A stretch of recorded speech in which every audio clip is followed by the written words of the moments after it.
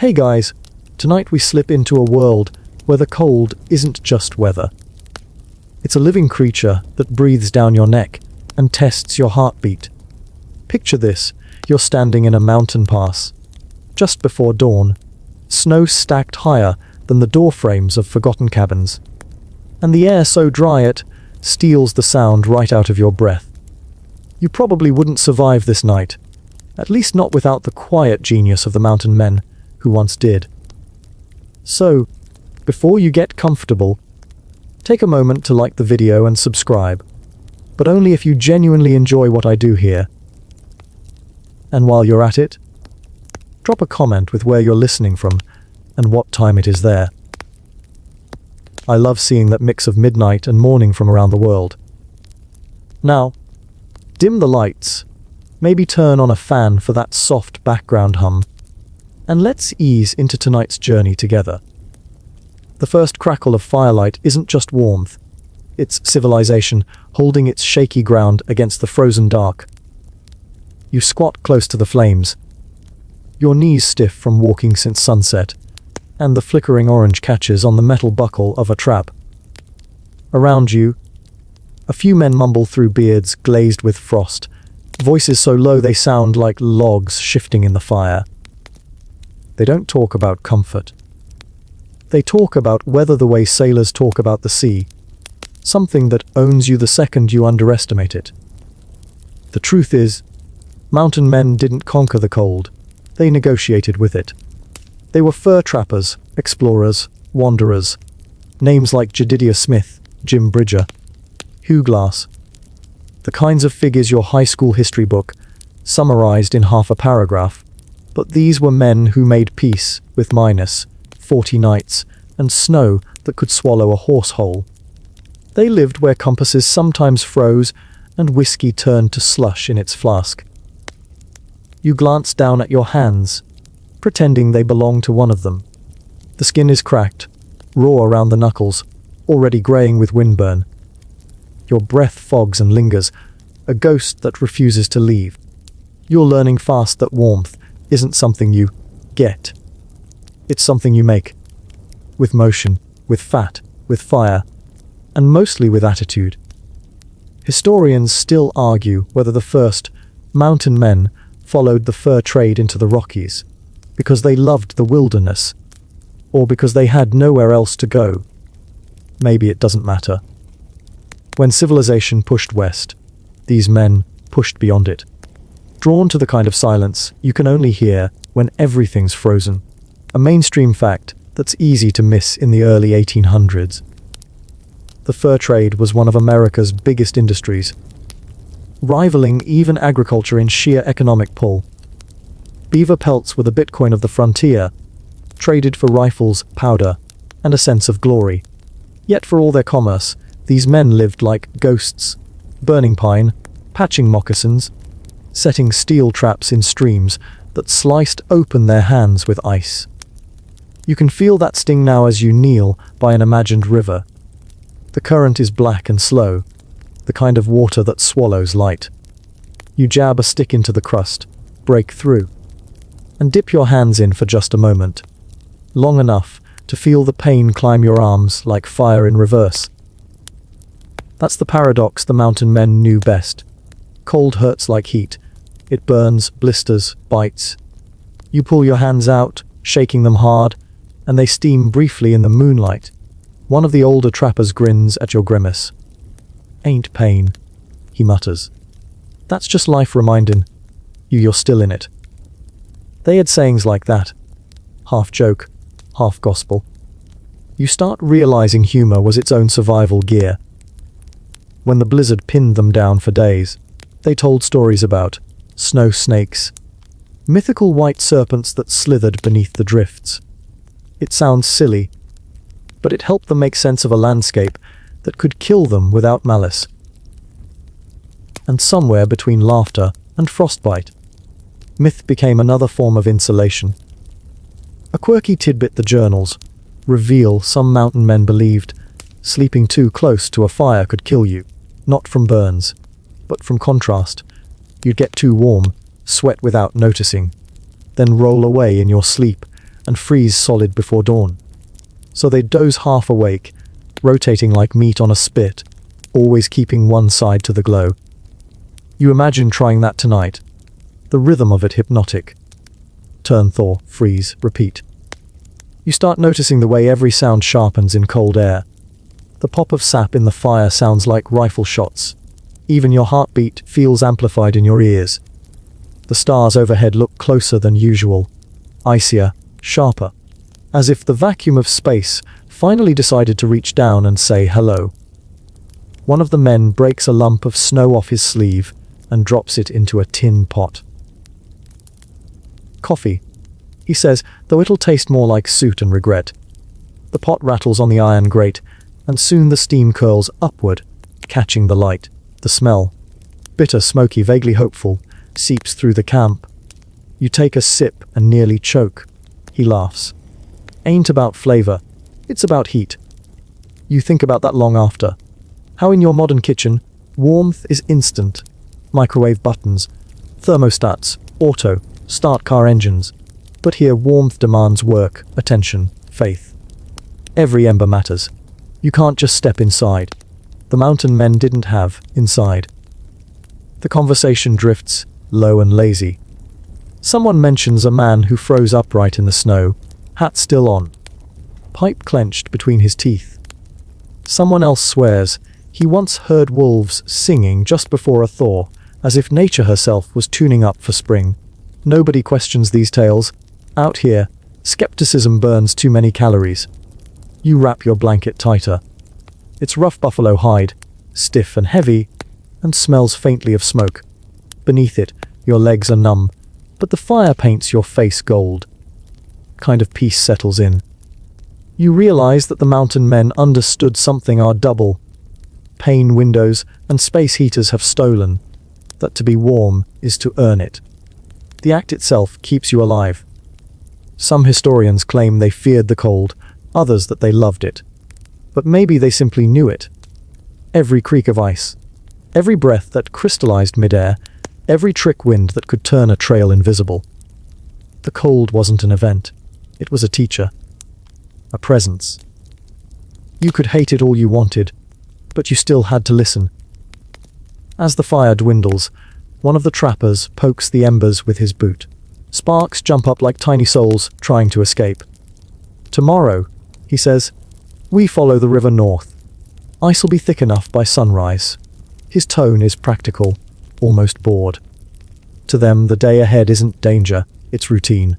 You, however, are privately thinking about how your phone would die 5 minutes into this life. Your water bottle would freeze, and your willpower would shatter somewhere near breakfast. Another joke ripples through your mind. These men didn't need sleep apps. Their lullaby was the hiss of frost forming on leather and the distant, hollow bark of a wolf that probably wasn't hungry. Yet, you feel yourself dozing, mind floating between your own warm world and theirs. The rhythm of the fire is hypnotic. The landscape around you fades into a white haze that could be snow or dream. Somewhere, an owl calls once, twice.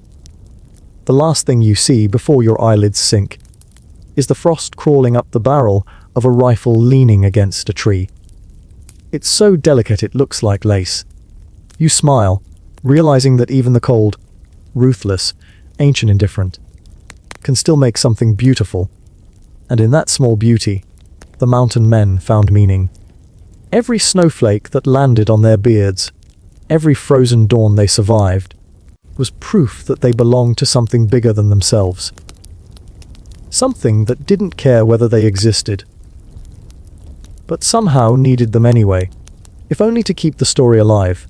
The night deepens, the fire snaps one last time, and in the distance, the wind changes direction. A whisper that feels almost human. You pull your hide tighter, press your chin into your chest, and let the cold settle in like a stern but familiar friend. Tomorrow, there will be more lessons. You'll learn what to wear, how to breathe, what to eat, and most importantly, how not to panic when the world turns white and soundless. But for now, here by the fire, You rest in the knowledge that the mountain men understood something simple and ancient, that life is not about escaping the cold, but dancing with it long enough to see the sun rise. You wake to the sound of your own breath freezing. It crackles faintly against the scarf pulled up over your nose. The fire's gone out, replaced by a faint orange glow that's not heat but memory. The last coals dying beneath a thin quilt of ash. Your body ache is like it's been carved from ice. And in a way, it has. This is what the mountain men meant when they said morning hurts, because it means you survived. You shuffle upright, the blanket stiff as bark, and catch the faintest blush of dawn filtering through the trees. The light looks fake, more silver than gold, like the sun's practicing before it commits to shining. Around you, a few men are already moving, shaking snow off hats, stamping boots, cursing gently through clouds of breath. They move slow but deliberate, wrapped in layers that make them look twice their size, each layer telling a story of improvisation and instinct. They knew that warmth wasn't just about what you wore, it was about what you didn't let escape. Their layering was less fashion, more philosophy. The first rule, stay dry. Because once wet, even the bravest man turns into a walking icicle. So, under the fur and leather, they wore linen or wool next to skin, fabrics that wicked sweat instead of trapping it. Over that came heavier hides, then pelts. Then, if they were lucky, buffalo robes thick enough to stop a bullet. You can almost feel it, the itch of wool, the drag of fur against your arms. The faint musk of animal fat rubbed into seams to keep them waterproof. It's not glamorous, but it's effective. A mainstream historical fact slides in neatly here. The mountain men borrowed much of their cold weather knowledge from indigenous nations. The Cree, the Blackfoot, the Crow, whose winter survival methods were centuries older and infinitely wiser. The trappers learned to wear layered moccasins lined with dry grass instead of socks, because the grass could be changed daily, keeping moisture at bay. They learned to wrap leggings tight around the calves to trap heat, and to keep hands bare when working. Because numb fingers do stupid things. You glance down and flex your fingers. They sting. You imagine dipping them into melted bear grease, the old trapper cure for frostbite prevention. Not pleasant, but practical. A quirky tidbit from one old journal: some trappers swore by wearing a thin layer of rabbit fur in wood. The logic was that the short, dense under fur would trap heat closer to the body, like natural insulation. Others claimed the opposite: fur out, skin in, to block wind. Historians still argue whether either method truly mattered, or if it was just one of those stubborn man against nature traditions no one wanted to abandon. Either way, the layering wasn't just about materials, it was about rhythm. The trappers treated dressing for cold like a ritual. You didn't rush it. You didn't skip steps. Each strap, each wrap, was a negotiation with the elements. Give me one more degree, one more hour, one more chance to move without freezing. Now picture yourself trying the same routine with your modern gear. Synthetic fleece, waterproof boots, some thermal, regulating. Parka you bought after watching one too many survival shows. You'd probably feel confident until you realized that moisture vapor vents are no match for the wet weight of real snow. The mountain men knew that lesson by instinct. Nature doesn't care about marketing. They moved like walking fortresses. You hear the crunch of their steps in the snow, slow, steady, methodical, their breath plumes like steam from a train. One of them, a man named Ezekiel maybe, squints at the horizon and mutters, "Warm day." The thermometer, if they had one, would likely read somewhere near zero. You almost laugh, until you realize he means warm enough to move without dying. That's the scale they lived on, not comfort, just capacity. You start to notice another layer, psychological this time. These men had a way of wearing their hardships like armor. When your clothing is animal hide, And your shelter is whatever tree happens to stand still long enough. Complaining feels ridiculous. The cold became their constant companion, their enemy, and their therapist. You learn to think differently when survival's your outfit. A joke flickers through your mind. You have trouble finding matching socks in the morning. These men had trouble finding fingers. Humor's grim. But out here, it's warmth of its own. You begin walking with them, your boots squeaking through the crusted snow. Each step drives heat into your legs. The trick, you realize, is movement, layered not just outside but within. The trappers never stayed still long enough to get truly cold. The moment their breath fog began to settle, they shifted, lifted, adjusted. They were human thermostats powered by will. A few yards ahead, one man stops, unlaces his outer coat, and shakes out the frost. Steam rises from his shirt, his sweat freezing before it hits the air. He laughs, a soft, breathless chuckle. Too warm. He says, like it's the funniest problem in the world. That's lesson number 2. The danger isn't just freezing, it's overheating. Sweat kills faster than wind when temperatures plummet. You sweat, you chill, you die. The balance between layers isn't comfort, it's calculation. You unfasten your own collar in solidarity, pretending the air doesn't sting like glass shards on your neck. In their world, everything about clothing was a compromise. A buffalo robe could save your life but weigh 50 pounds. Wool stayed warm even when damp, but took forever to dry. Leather was windproof but stiff as armor. Every choice was a trade-off, every stitch a gamble. And yet somehow, they made it work. One scholarly debate you overhear, around the ghostly campfire of history, whether the mountain men were truly skilled survivalists, or just stubborn fools who got lucky. Some historians call them reckless romantics, ill-prepared adventurers driven by profit, not wisdom. Others argue they were the first American environmentalists, men who learned to live with the wild instead of against it. Listening to the crunch of their boots, it's easy to believe both. The sun finally clears the ridge, spilling pale light across the valley. The snow lights up like crushed quartz. You lift your head and feel that moment of sharp brightness that almost hurts your eyes. The trappers squint too, but don't stop. Their world doesn't allow long looks at beauty.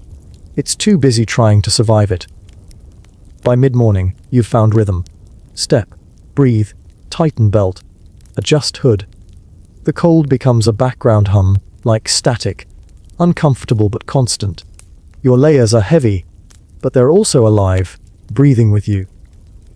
Each rustle of fabric, each squeak of leather, is a small victory. You remember something one of the old journals said. A man who freezes once will never again trust the weather. It wasn't fear. It was memory. The mountain men carried their cold inside them, like an echo. Even in summer, they'd wear too much, just in case. Maybe that's what trauma looks like when it wears fur. You pause, glance down at your own reflection in a pool of ice. The figure looking back could be from 2 centuries ago, hood drawn low, frost on the lashes, breath haloing the air. You grin at the absurdity of it. A modern soul, trapped in a 19th century winter, learning to dress like an animal to feel human again. When the group stops for a short break, they strip layers in sequence. Gloves off first, then outer hides hung over branches to dry in the sun. Steam rises from the fabric, ghosting upward in lazy curls. Someone hands you a hunk of dried venison. It's tough enough to crack a tooth, but the salt wakes up your tongue, and the fat spreads warmth through your stomach like fire. You start realizing how little these men wasted. Fabric, food, warmth, or time. Their coats might be stitched from 4 different species, their mittens lined with scraps of something half remembered, but everything served a purpose. Later, as afternoon light fades, you feel the temperature drop again. The trappers begin to re-layer, adding, adjusting, tightening. You copy them automatically. It's like watching a flock of birds change direction mid-flight, no orders, just instinct. That's what keeps you alive. By nightfall, your breath freezes on your scarf again, and your joints ache, but you're learning. The cold doesn't feel like punishment anymore. It feels like partnership. You're not warm, but you're right. And maybe that's the difference between the mountain men and everyone else. They didn't fight the cold. They dressed for it, moved with it. Let it teach them patience and precision. Every thread, every fur, every stitch was a silent agreement. I'll protect you if you respect me. You look at the stars again, closer now, sharper, and for the first time, the world doesn't seem hostile, just honest. You wake before dawn again, and this time your breath feels heavier, like the air itself has thickened overnight. The cold isn't a sensation anymore. It's a flavor, a mineral tang that coats your tongue and nostrils. You inhale carefully, half expecting the moisture in your lungs to crystallize. The mountain men knew this feeling well, and they respected it with a kind of quiet reverence. To breathe wrong in this kind of cold was to gamble with your life. You sit up and listen. No wind, no birds, just the sound of air being born and dying in your chest. The trappers around you are still sleeping, bundled like mummies under their hides. Their breath rises in rhythmic puffs. Small, perfect clouds that float for a second before freezing into nothing. It's mesmerizing. You watch one man exhale through his mustache. Frost forms instantly, catching the faint starlight. And you realize that even breathing is art here, the art of breathing in ice.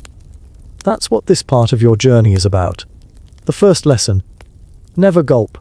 Fast breaths mean wet lungs, and wet lungs mean death. You learn to sip air like it's whiskey, slow, deliberate, with a pause at the end to savor it. You breathe through your nose, not your mouth, because your nose is a tiny furnace built just for this purpose. The hairs inside it, useless in summer, now earn their pay, warming and filtering every molecule that dares to enter. One of the trappers stirs, rolls over, and grumbles. Don't let the cold in your chest, boy. It stays there. It's not a warning. It's folklore, passed down like a family recipe. And yet, it's oddly scientific. They didn't know about condensation or respiratory strain, but they understood the effect. Let the frost reach your lungs, and you'd cough blood before noon. You rise, stretch, and step outside the camp circle. The first light hasn't reached the sky yet, but the snow already glows faintly, a kind of ghostly luminescence that only happens when the air's too cold for shadows. You draw in a breath, feeling the sting deep in your ribs, and force yourself to slow it down. Breathe less, live more. One old trapper used to say, and you finally understand what he meant. A mainstream fact fits neatly here. Polar explorers later confirmed what mountain men knew by instinct. Slower breathing conserves heat. Every exhale carries warmth away, and in -30 air, that's a luxury you can't afford. That's why trappers often wrapped scarves or strips of fur across their mouths, creating tiny pockets of reusable warmth. Primitive insulation, but elegant in its simplicity. A quirky tidbit from a fur trader's diary in 1835. One man swore that chewing spruce gum all day kept the cold out of the chest. Maybe it was placebo. Maybe it kept him from breathing too deeply. Maybe it just gave his jaw something to do. Historians still argue whether tricks like that mattered, or were just rituals for courage. But you can picture it. Men trudging through snow, jaws working endlessly like the world's grumpiest cows, trading bits of resin like currency. You begin moving, each step measured, breath matched to pace. It's meditative, almost hypnotic. The rhythm of your breathing merges with the crunch of snow. In crunch, out crunch. You're walking through a world reduced to sound and air. Somewhere in the distance, a river groans under its own ice, echoing through the valley like a whale song. The trappers had an unspoken belief. If you could hear the river's song, the ice was still honest. Once it fell silent, you were in danger. It meant the cold had reached the water's heart, and even the current had stopped trying. As daylight bleeds across the peaks, you fall into step beside an older man. Face weathered, beard white as the frost clinging to his coat. He glances at you, sees your shallow breaths, and shakes his head. "Don't fight the air," he says. "Let it use you." You try to mimic him, matching his rhythm. His breaths are almost invisible, small and efficient. You realize he's not breathing against the cold but with it, sensing body and environment like two musicians in the same key. There's something sacred about it. When they stopped moving, mountain men often meditated without calling it that. They'd sit still for hours, focusing on the rise and fall of breath, conserving energy while listening to the silence. You can imagine it, long, slow exhalations curling up into the pine branches, each one a silent prayer not to be found by the wind. That mindfulness wasn't spiritual fluff. It was survival. They learned to notice their breath the way you might check a compass. Too fast. You're scared or burning calories too quickly. Too shallow. You're freezing, and your muscles are seizing.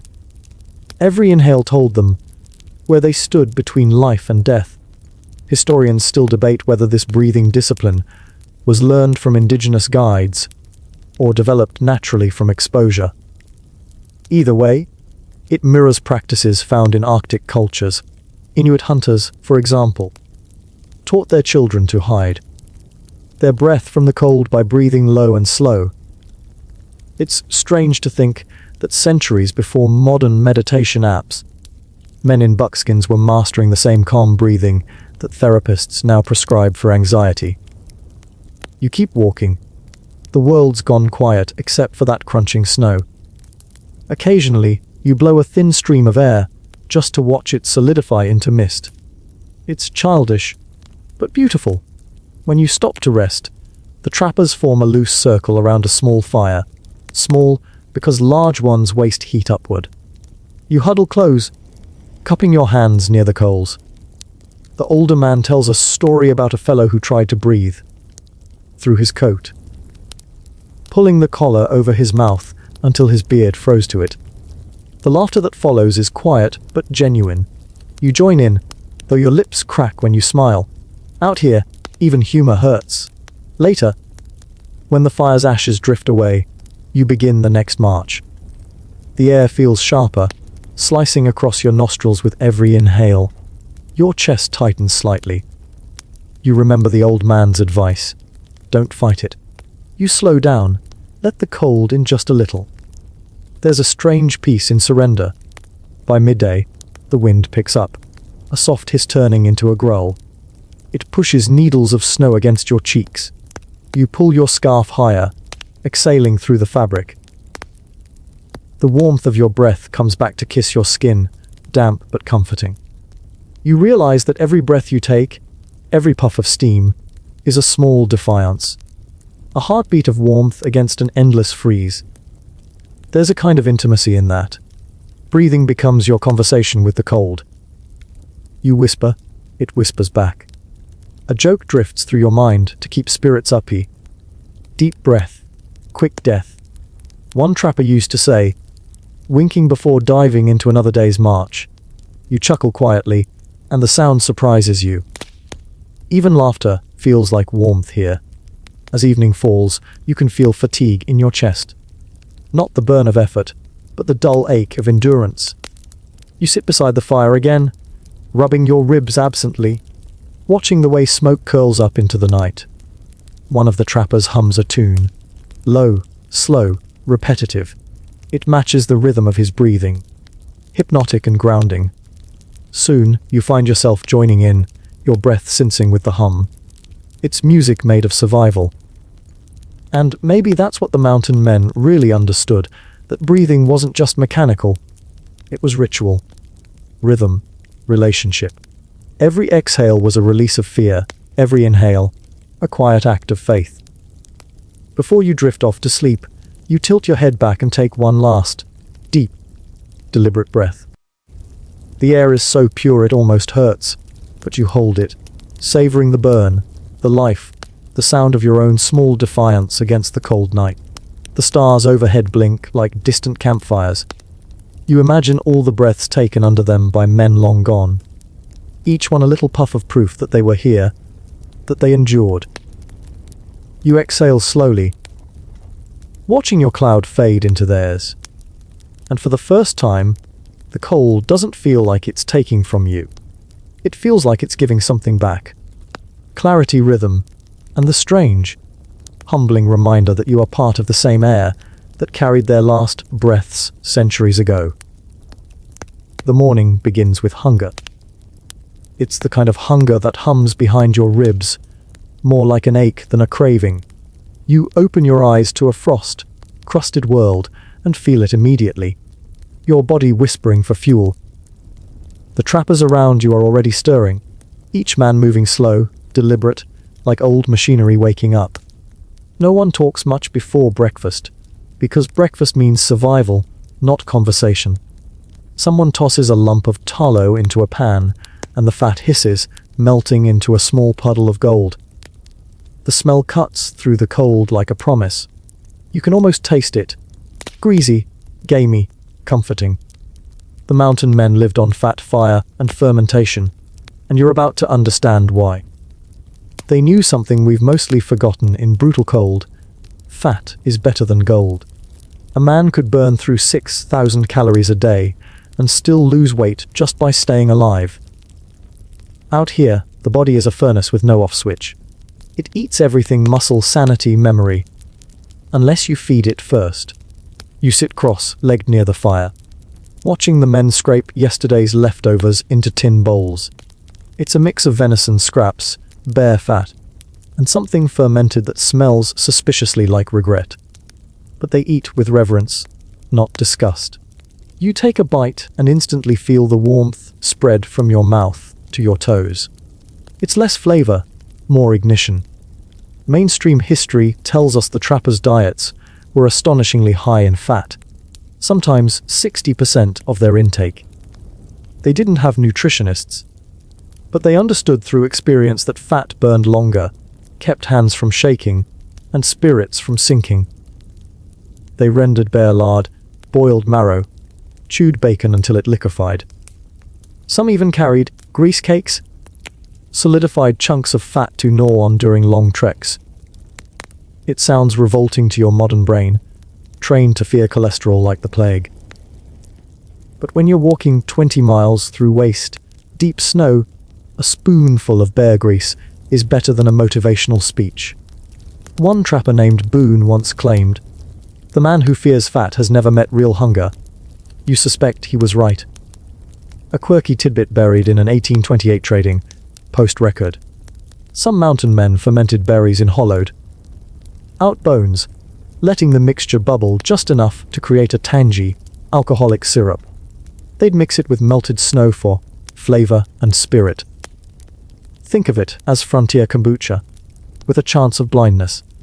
Historians still argue whether these concoctions offered real nutrition or were just a way to make boredom drinkable.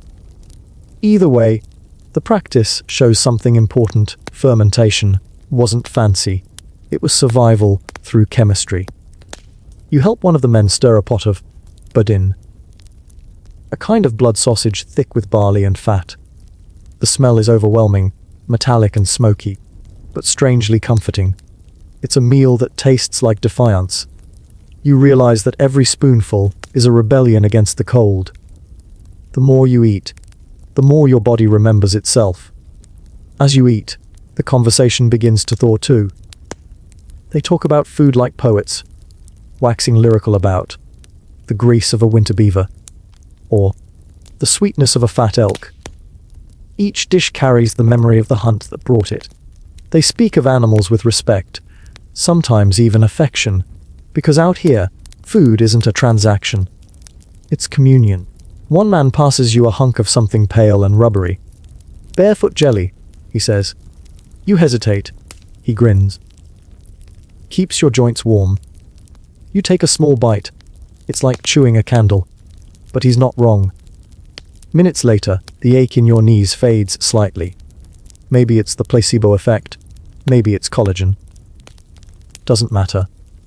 The mountain men would have called it magic either way. They ate everything. The tongue, the marrow, the sinew, the brain. Waste wasn't an option. Even the bones found second lives as tools or ornaments. You start to understand that their food philosophy wasn't about abundance but gratitude. Every meal was a thank you note to the wild. By mid-morning, the camp smells of smoke and fat, the universal perfume of survival. You lick your fingers clean, taste the salt and soot, and feel oddly satisfied. A few of the men begin preparing provisions for travel. Cutting strips of meat, laying them on racks near the fire to dry. The air is so dry the meat jerks itself. It'll be hard as stone by evening, but last through a month of storms. They call it pemmican, when mixed with berries and tallow, a recipe borrowed, once again, from indigenous nations who perfected it long before Europeans arrived. You watch one man pack pemmican into hide pouches and tie them with sinew. He glances up, catches your stare, and says simply, "Food that don't freeze is the same as money." You nod. It's hard to argue with that kind of wisdom. A little later, you notice how even the rhythm of eating mirrors the rhythm of fire. Both are controlled releases of energy. Too much at once, and you burn out. Too little, and you die. The trappers had an intuitive grasp of that balance. You take another walk after breakfast, your stomach full, your breath slow and steady. The cold feels different now, less aggressive, more manageable. Fat burns inside you like hidden coal. You almost feel smug until the wind changes direction, slicing through your layers like a tax collector demanding interest. Instantly, you remember who's in charge. One of the men chuckles as he watches you flinch. "The cold don't care how full you are," he says. "It'll still take its share." You can't help but laugh too. Out here, humor is as necessary as calories. Someone once said that laughter burns energy, but keeps the soul warm. The trappers seem to believe it. As the day stretches on, the talk turns to strange cravings. One man admits he dreams of apples. Another swears he'd trade a month's wages for a loaf of bread. You realize that luxury isn't about money. It's about softness. Anything easy, tender, or sweet becomes sacred when you live among teeth and claws. Historians still debate whether malnutrition or frostbite killed more trappers. Some records suggest starvation was common during bad winters, while others describe men surviving for weeks on nothing but boiled leather and imagination. You picture that. A pot of boots simmering over a fire, men pretending it's stew, and feel your stomach twist. Survival stories walk the fine line between noble and nightmarish. As evening falls, you help set up the next camp. Firewood first, food second, rest last, always in that order. The men carry strips of fat in pouches, rubbing them on their rifles to prevent rust. It's funny how everything in their world circles back to Greece. You suspect if they could have burned it in lamps, bathed in it, and prayed to it, they would have. Dinner that night is simple dried meat, snow melt, and a dollop of tallow melted into the tin cup. The firelight dances on the surface like liquid amber. You sip carefully, the warmth spreading through your chest, and realize you've come to crave it. Not the taste, the effect. You look around at the faces glowing in the fire's light, tired, scarred, bearded, half mad, and see satisfaction there. These men eat for purpose, not pleasure. They know the cold never sleeps, but at least tonight, it eats second. Before sleep, one of them pulls out a small, fermented root from a pouch. "Keeps the belly honest," he says, chewing thoughtfully. You try a piece. Sharp, earthy, and surprisingly fresh. For a moment, you feel connected to something ancient, the human instinct to turn whatever nature offers into sustenance, into warmth, into one more sunrise. You lie back, Stomach full, breath even, mind calm.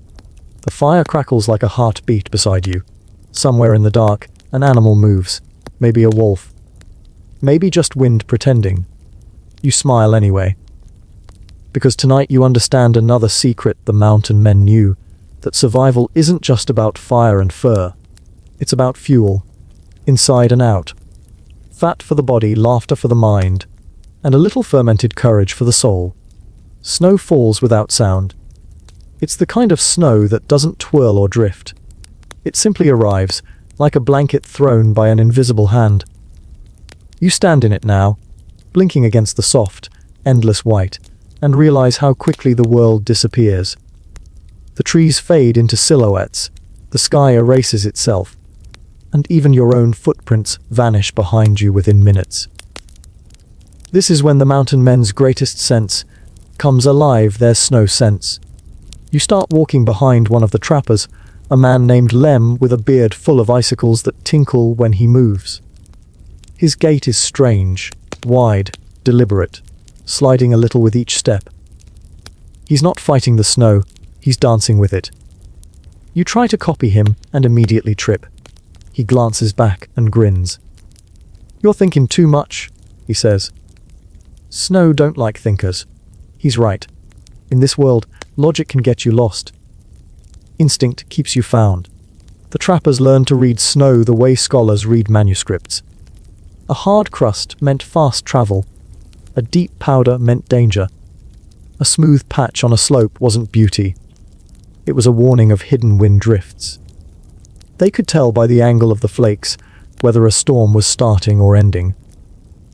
You crouch, scoop up a handful, and watch the crystals catch the light.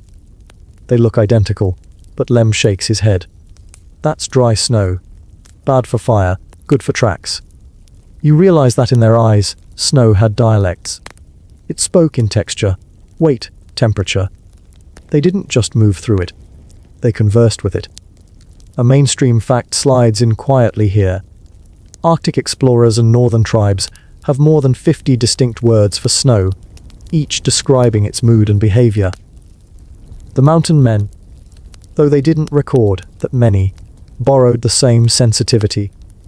Their journals mention crunch snow, dust snow, sugar snow, and grave snow, the last meaning the kind that swallows your camp overnight. You take another cautious step. The sound beneath your boots shifts from crunch to squeak, a small detail, but Lem notices instantly. "Lyre changed," he says. "Wind packed it." He stamps once and nods. "Good walking snow now." You wonder how many modern hikers could tell the difference. Probably none. You remember how we rely on apps, forecasts, and digital maps, while the mountain men carried their weather in their bones. They could smell a storm before it formed. They could feel the air pressure drop in their teeth.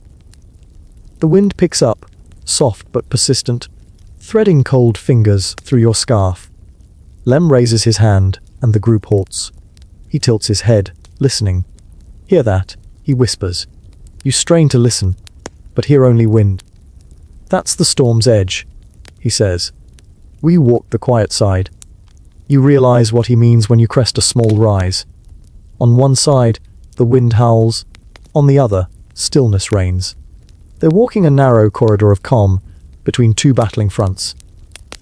You follow close, half amazed, half terrified. Snowflakes land on your eyelashes. Each one feels heavier than it should. The world narrows to your breath, your footsteps, and the faint creak of leather. The silence is absolute, almost sacred. A quirky tidbit from an 1840 trader's account breaks into your thoughts. Some mountain men swore that snow could hear. They avoided shouting during storms, believing loud noises would wake the drifts and cause slides. Historians still argue whether this was superstition or an early understanding of acoustic vibration triggering avalanches. Either way, they weren't wrong to whisper. You find yourself whispering too, instinctively respecting the quiet. You descend into a narrow ravine where the snow piles waist deep. The group fans out, each man moving in slow, measured strides.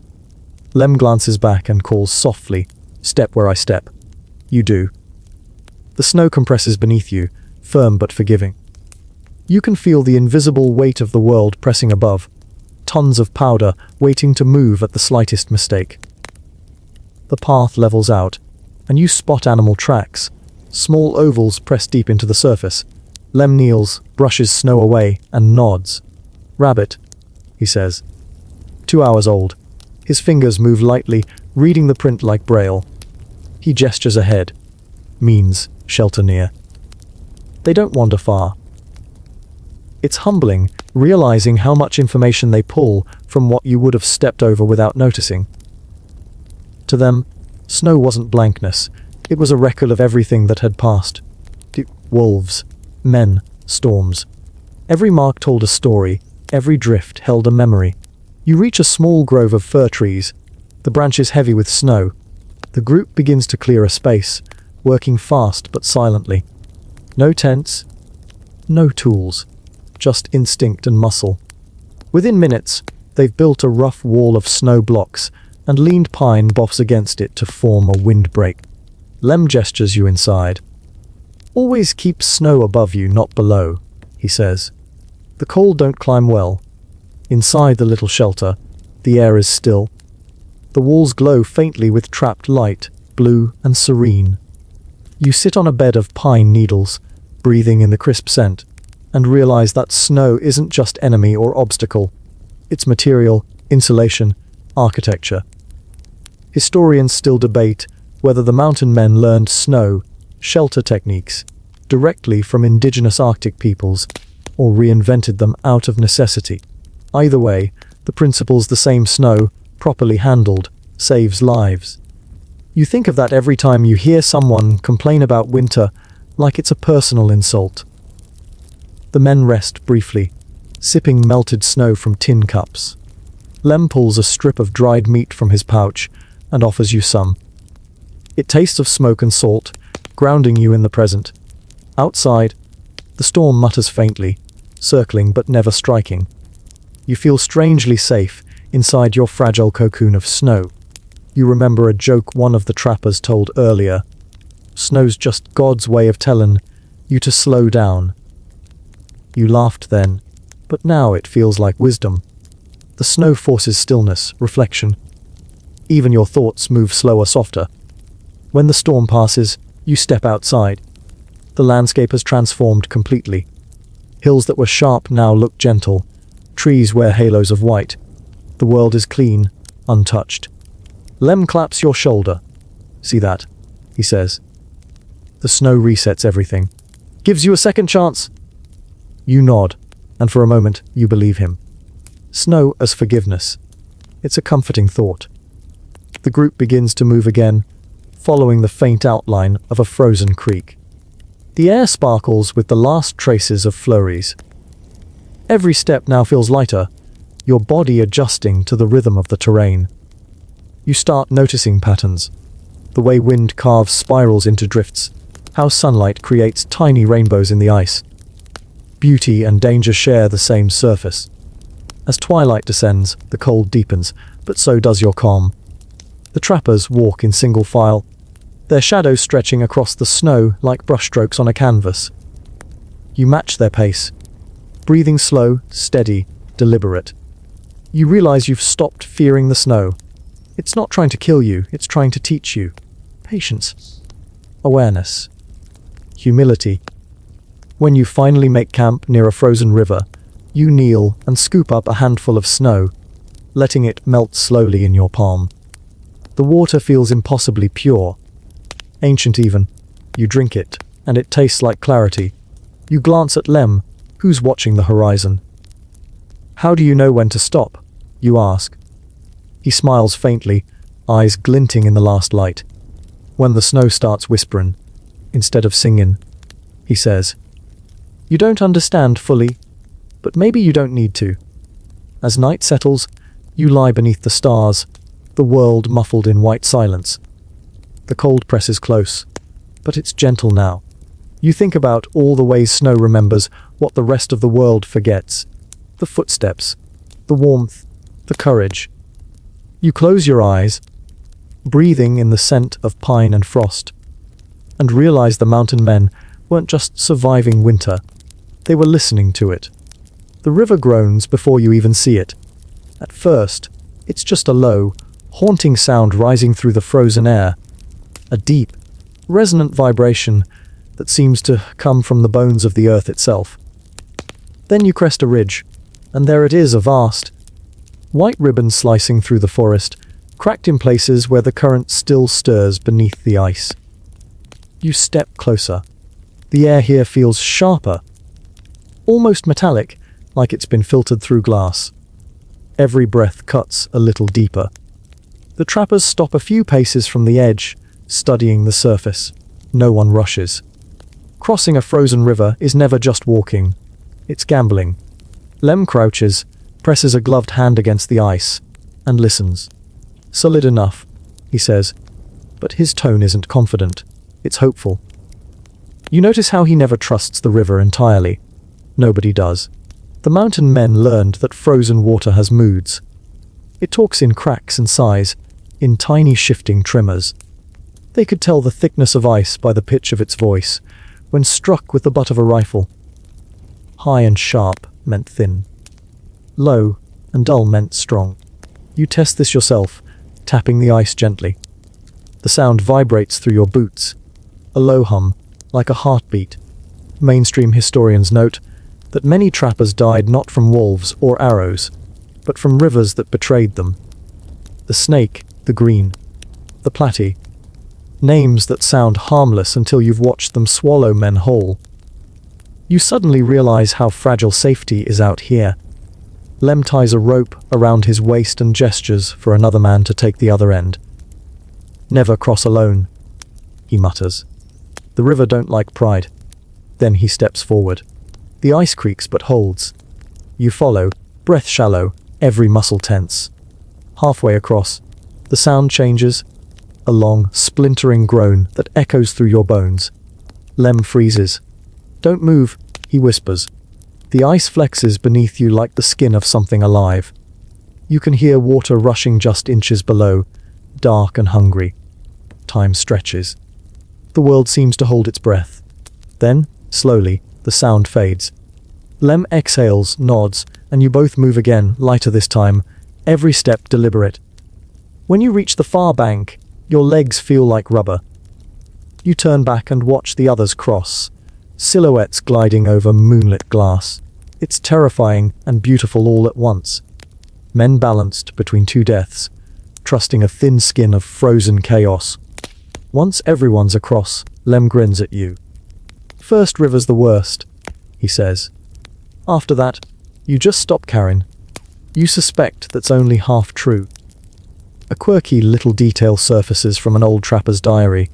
Some men claim to hear the fish through the ice, using the subtle pops and gurgles to predict where cracks would form.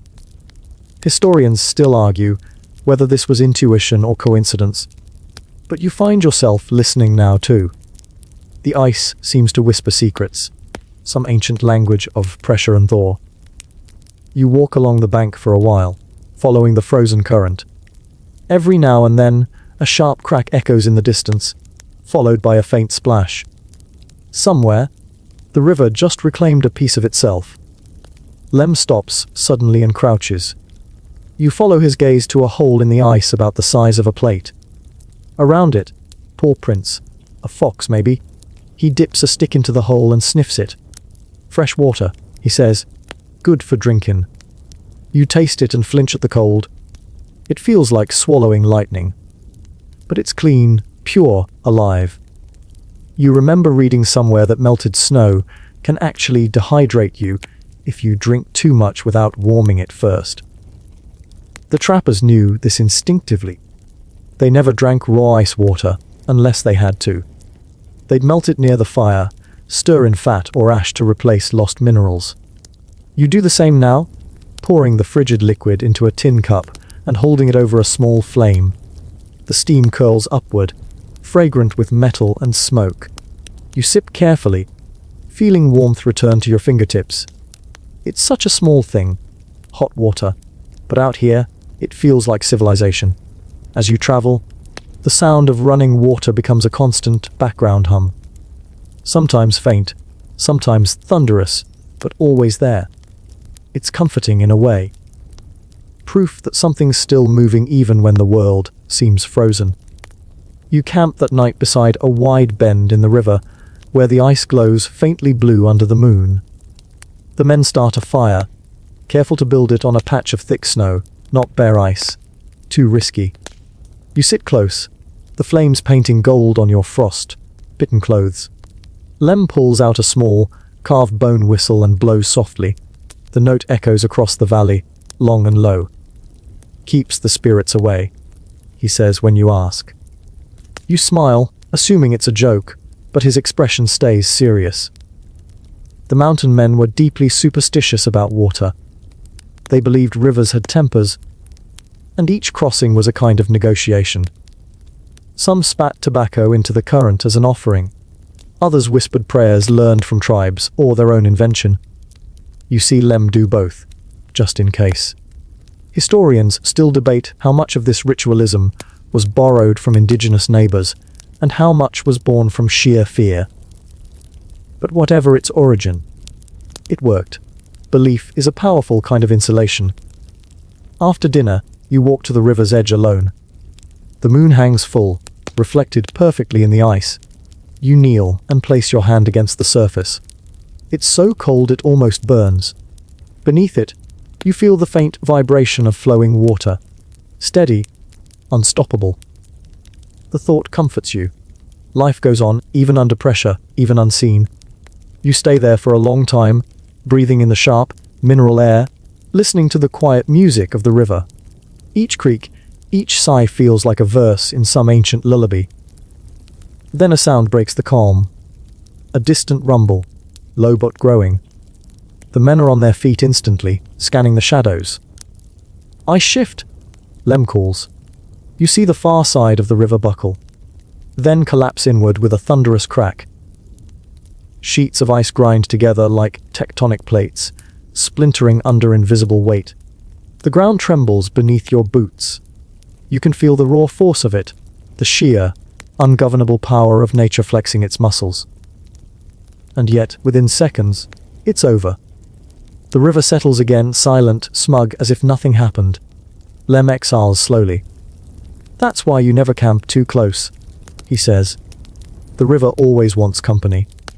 Later, lying in your blanket by the fire, you think about that phrase.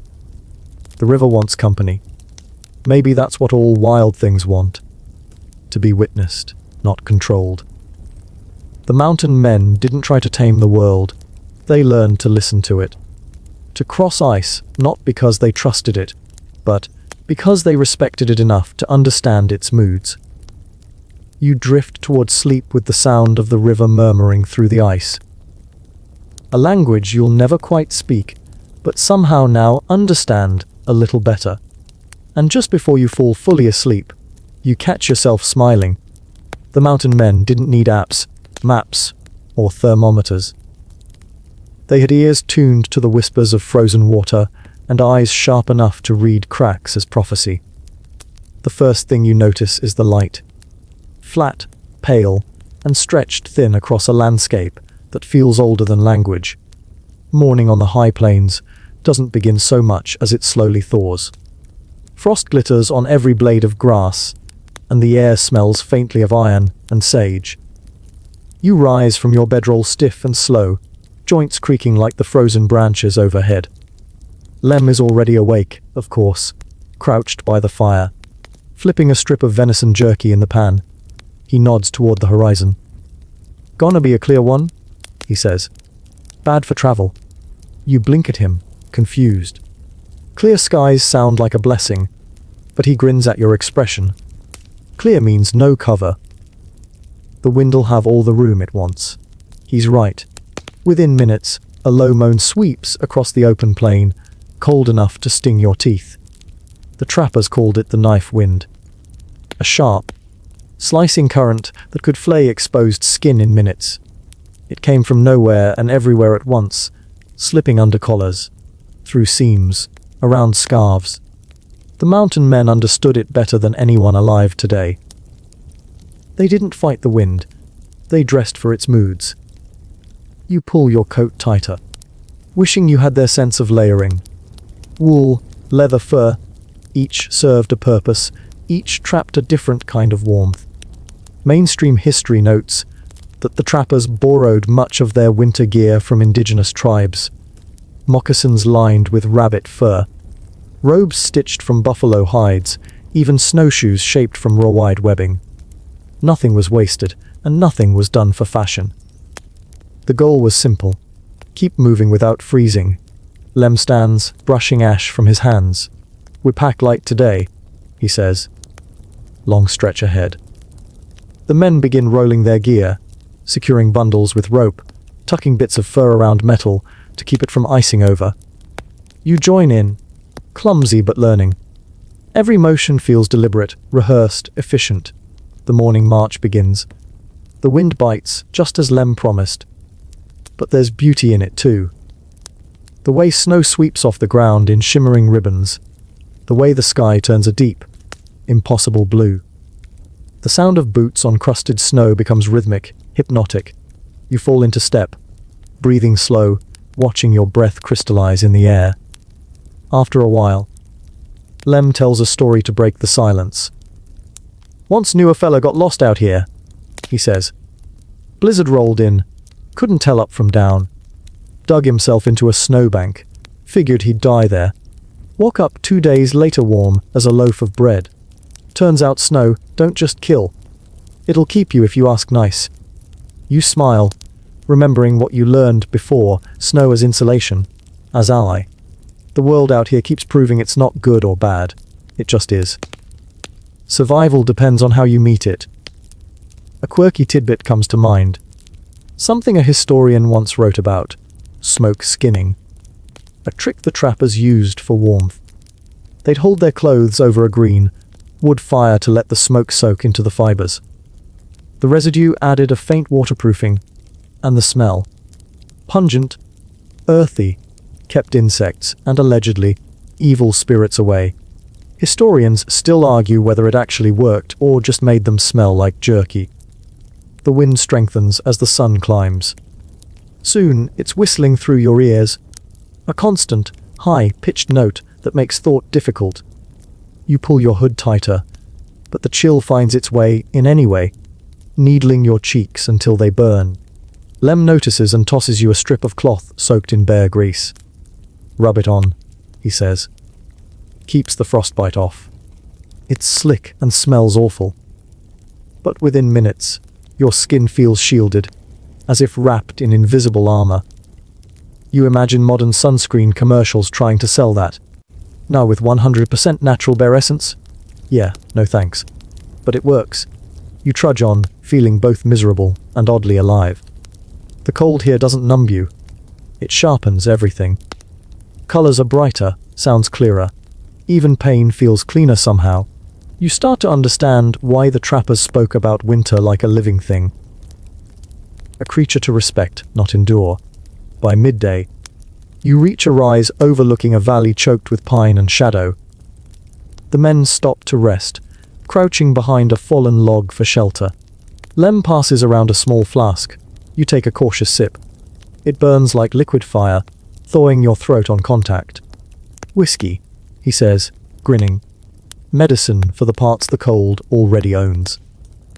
It's terrible, of course, but you can't deny the warmth it brings. One of the men jokes that mountain whiskey is half courage, half cough syrup. You laugh, and the sound feels good, like proof that humor still exists, even when comfort doesn't.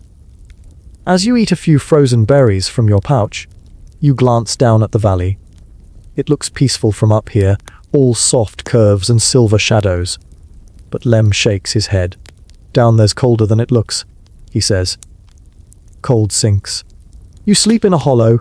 You wake up ice.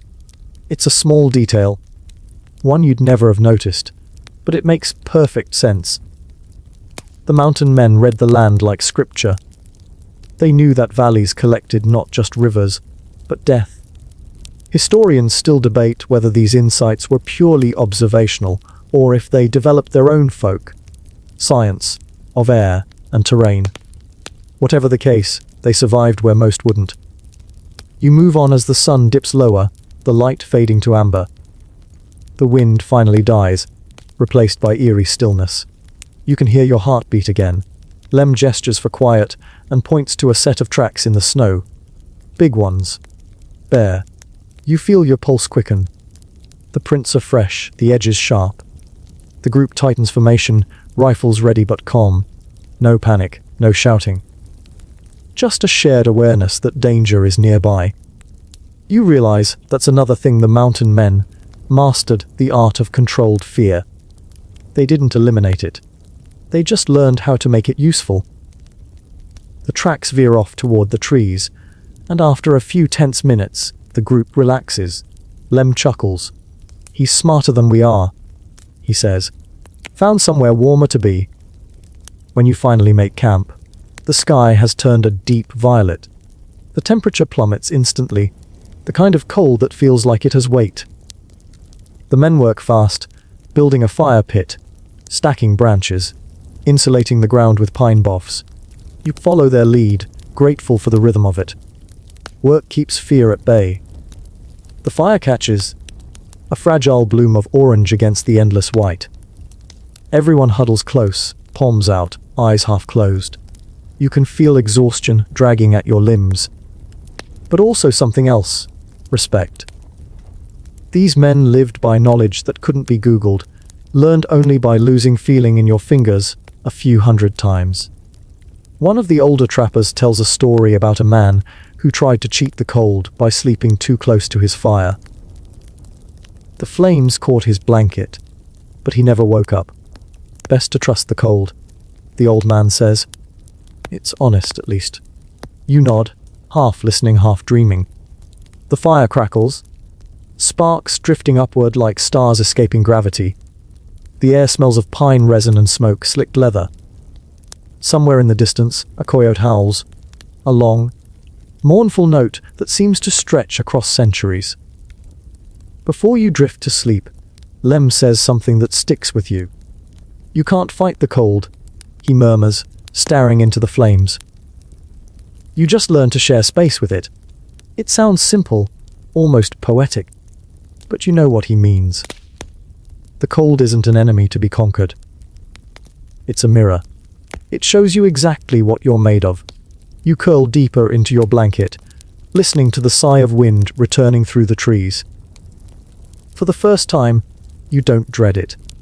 You just listen, like the mountain men did, letting it sing you towards sleep. Morning arrives without sunlight, just a gradual brightening of the grey sky above your camp. The air feels thick, heavy with something unspoken. You can tell before anyone says a word that a storm is coming.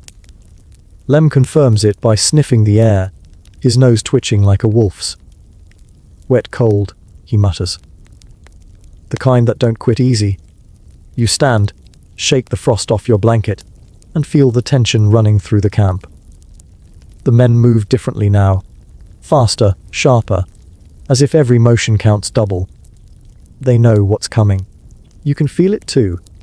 A low pulse beneath the stillness, a pressure that hums in your bones. Storms in the mountains weren't like storms in the valleys. They didn't announce themselves with thunder or warning clouds. They just appeared. A white wall swallowing the horizon, devouring sound and light in minutes. The trappers had a saying, "If you can smell the snow, it's already too late." You pack quickly, your fingers numb before you've finished tying your gear. Lem checks the sky one last time and spits into the snow. "We move," he says simply. The march begins under a curtain of silence. Even the birds have gone quiet. The trees, normally whispering with wind, stand perfectly still. It's like the world itself is holding its breath. The first flakes start falling, soft, harmless, almost pretty. But within minutes they multiply, thickening until the air becomes opaque. The men pull scarves over their faces, eyes narrowing to slits. You follow suit. already feeling the sting of frozen air on your cheeks. Visibility drops to nothing. You can barely see Lem's shape ahead of you, a dark blur against a universe of white. You start counting your steps to stay focused, but the rhythm falters as the wind begins to scream. This isn't a storm, it's an invasion. Snow blasts sideways, biting your face like sandpaper. You lower your head and push forward, every movement a battle. The world dissolves into chaos, directionless and deafening. Lem's voice cuts through the roar. "Stay close! Don't drift!" You can barely hear him. You reach out, grasp the rope tied to his pack, and cling like it's the last solid thing in existence. Mainstream, historical records tell us that blizzards were the trapper's worst fear. Not bears, not starvation, not even loneliness. A single misstep in a whiteout could mean death within an hour. Temperatures dropped faster than thought, and landmarks vanished, as if erased by an unseen hand. The men move in a tight line, each one tethered to the next. You keep your head down, watching the rope sway in front of you. Snow clogs your eyelashes. Your breath crystallizes on your scarf. Time stops meaning anything. There's just motion. Forward, forward, forward. The wind shrieks like a living thing. It doesn't just push. It grabs, yanking at your pack, testing your strength. Your legs ache, your lungs burn. And for the first time you understand how small a human is in this landscape. You remember reading once about snow blindness, a condition caused by light reflecting off endless white surfaces. You didn't believe it then, but you do now. Even in this storm, the brightness is punishing, stabbing into your skull. You squint until tears freeze on your lashes. Lem suddenly stops. You almost crash into him. He points to a shadow up ahead, a line of low ridges. Shelter. The men veer toward it, half running, half stumbling. The ground dips suddenly, and you realize you've entered a shallow ravine. The wind eases, blocked by the surrounding walls. "Dig in!" Lem shouts. The men drop to their knees, shoveling snow with gloved hands, building a quick trench. You help, fumbling but determined. Within minutes, you've carved out a hollow large enough for 6 men. Pine branches go down first, then gear bags, then bodies. It's cramped, dark, and strangely warm. The storm howls above, but inside your snow shelter, it's muted, like thunder heard underwater. You can hear your heartbeat again. Lem lights a small candle, the flame flickering weakly, but providing just enough light to see the men's faces pale, calm, resigned. They've done this before. A quirky tidbit from an old trapper's letter comes to mind. Some men used to keep storm beads, strings of tiny animal bones they'd rattle to confuse the wind. Historians still argue whether it was pure superstition or an early form of stress management. You find yourself wishing for a set of your own. Anything to feel less powerless. Hours pass. The air inside the trench grows warm from breath alone. The candle gutters out, and you're left in total darkness. You listen to the wind battering the world above, the hiss of snow piling higher. You wonder if you'll ever see daylight again. Someone hums softly in the dark, a slow, rhythmic tune. Lem joins in, then another. The sound becomes a low, steady drone that seems to steady your pulse. Maybe this is how they survived. Not by strength, but by rhythm, by ritual. You think about modern people, sealed in heated homes, panicking when fire drops for 10 minutes. These men faced storms that could erase them from existence. And they hummed. At some point, exhaustion wins. You drift in and out of uneasy sleep, waking occasionally to the sound of snow sliding down the trench walls. When you open your eyes again, the silence feels different. Lighter somehow. The storm has passed.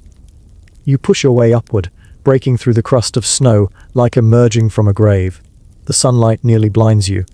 The landscape is unrecognizable, smooth, shining, infinite.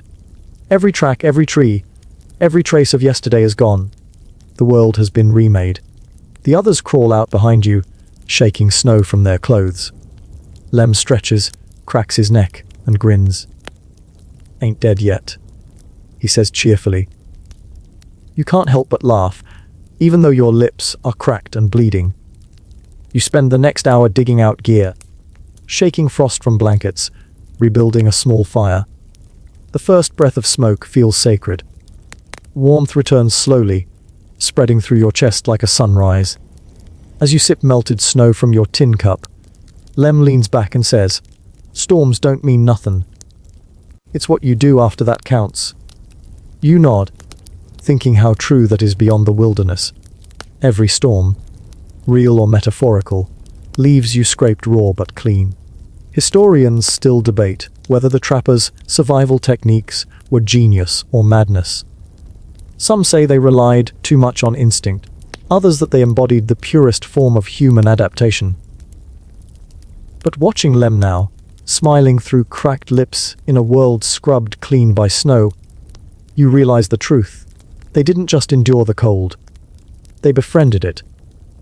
You glance out over the glistening plains, every sparkle of snow a tiny mirror reflecting the sun. The world hums with quiet power. The storm didn't break anything. It just reminded everything who's in charge. You pull your blanket tighter and close your eyes for a moment, breathing in the smell of smoke and thawing pine. The silence feels alive again, forgiving even. You're tired, sore, half frozen, but deeply, profoundly grateful. You wake to the sound of dripping. It's soft at first, just the faint, steady rhythm of melting snow sliding from branches, but in the frozen silence, it sounds almost musical. The storm has passed, and for the first time in days, the world feels gentle again. The air still bites, but it's the kind of cold you can live with. You sit up slowly, stretching stiff limbs, and realize your body hurts in 100 tiny places you didn't know existed. Lem's already moving around the camp, scraping frost from a pot and muttering to himself. The fire's down to embers, glowing like buried treasure. "We made it through," he says, grinning, though his beard is rimed with ice. Now we thaw what's left. The men move with quiet purpose. No one celebrates surviving a storm, they just begin again. That's the rule out here. Every victory lasts exactly as long as your next challenge allows. You wander a little from camp, stepping through snow that crunches beneath your boots like brittle glass. The light this morning is strange. Pink at the horizon, silver overhead. Everything sparkles. Every tree limb, every blade of grass, every breath. It's beautiful enough to make you forget your aching bones. You come to a small clearing where a frozen pond glitters like a mirror. Lem joins you, his breath pluming white. "Good ice," he says, maybe 4 inches thick. He kneels, draws his knife, and chips a small hole. The sound echoes sharp and clean. "Water's our first job," he adds, always after a blow. You nod and kneel beside him, helping scoop the shards aside. Beneath the ice, the water looks impossibly clear, like liquid glass. You cup a handful and sip. It's cold enough to hurt, but it tastes alive. The trappers knew something most of us forgot. You can't just drink snow. It steals heat faster than thirst can kill. Instead, they melted it slowly, mixing it with grease or ashes to balance the body. The wisdom sounds simple, but it's the kind you only earn after a few near-death mistakes. While Lem tends to the fire, you help gather fuel. The storm stripped branches clean, leaving the ground littered with kindling. The smell of smoke soon fills the clearing, that familiar perfume of sap, soot, and survival. Someone starts cooking a stew. Bits of dried meat, tallow, and what looks suspiciously like moss. You raise an eyebrow, but Lem shrugs. "It's green," he says. "That's all we need." You laugh, though it's the kind of laugh that comes out half-choked. Out here, humor's a rationed thing. The stew turns out edible, even good. The moss adds a faint bitterness that cuts through the fat. Lem calls it mountain spinach. Mainstream historians confirm that trappers ate lichen and bark when supplies ran low, scraping it off rocks or boiling it into paste. Some even made pine tea, rich in vitamin C, to ward off scurvy, a trick borrowed from indigenous knowledge. You sip your cup and feel warmth slide down your throat like liquid sunlight. After breakfast, the camp comes alive with sound. Men sharpening blades, adjusting traps, talking about routes and rivers. There's a rhythm to it all, a choreography of survival. No one wastes energy, every gesture has purpose. You follow Lem down to the river's edge, where the ice cracked during the storm. He checks the traps, small wooden frames baited with scraps of meat. Inside one, a muskrat lies still. He lifts it gently, brushes snow from its fur. Not much, but it's something, he says.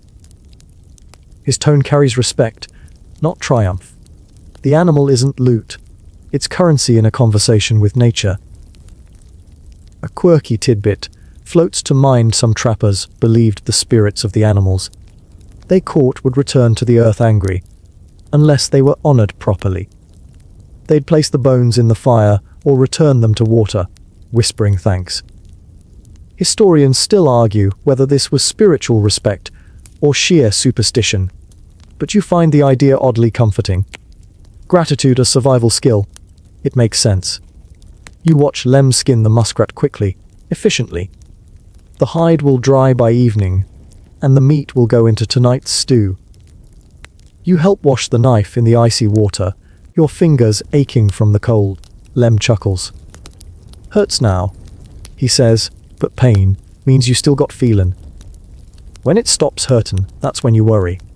You smile weakly, trying to flex life back into your hands. The mountain men didn't fear pain, they used it as feedback. A compass pointing to life. By midday, the storm's destruction becomes clearer. Trees lie snapped in half, drifts piled high enough to bury a horse. The men decide to move camp a few miles downriver, to where the valley widens.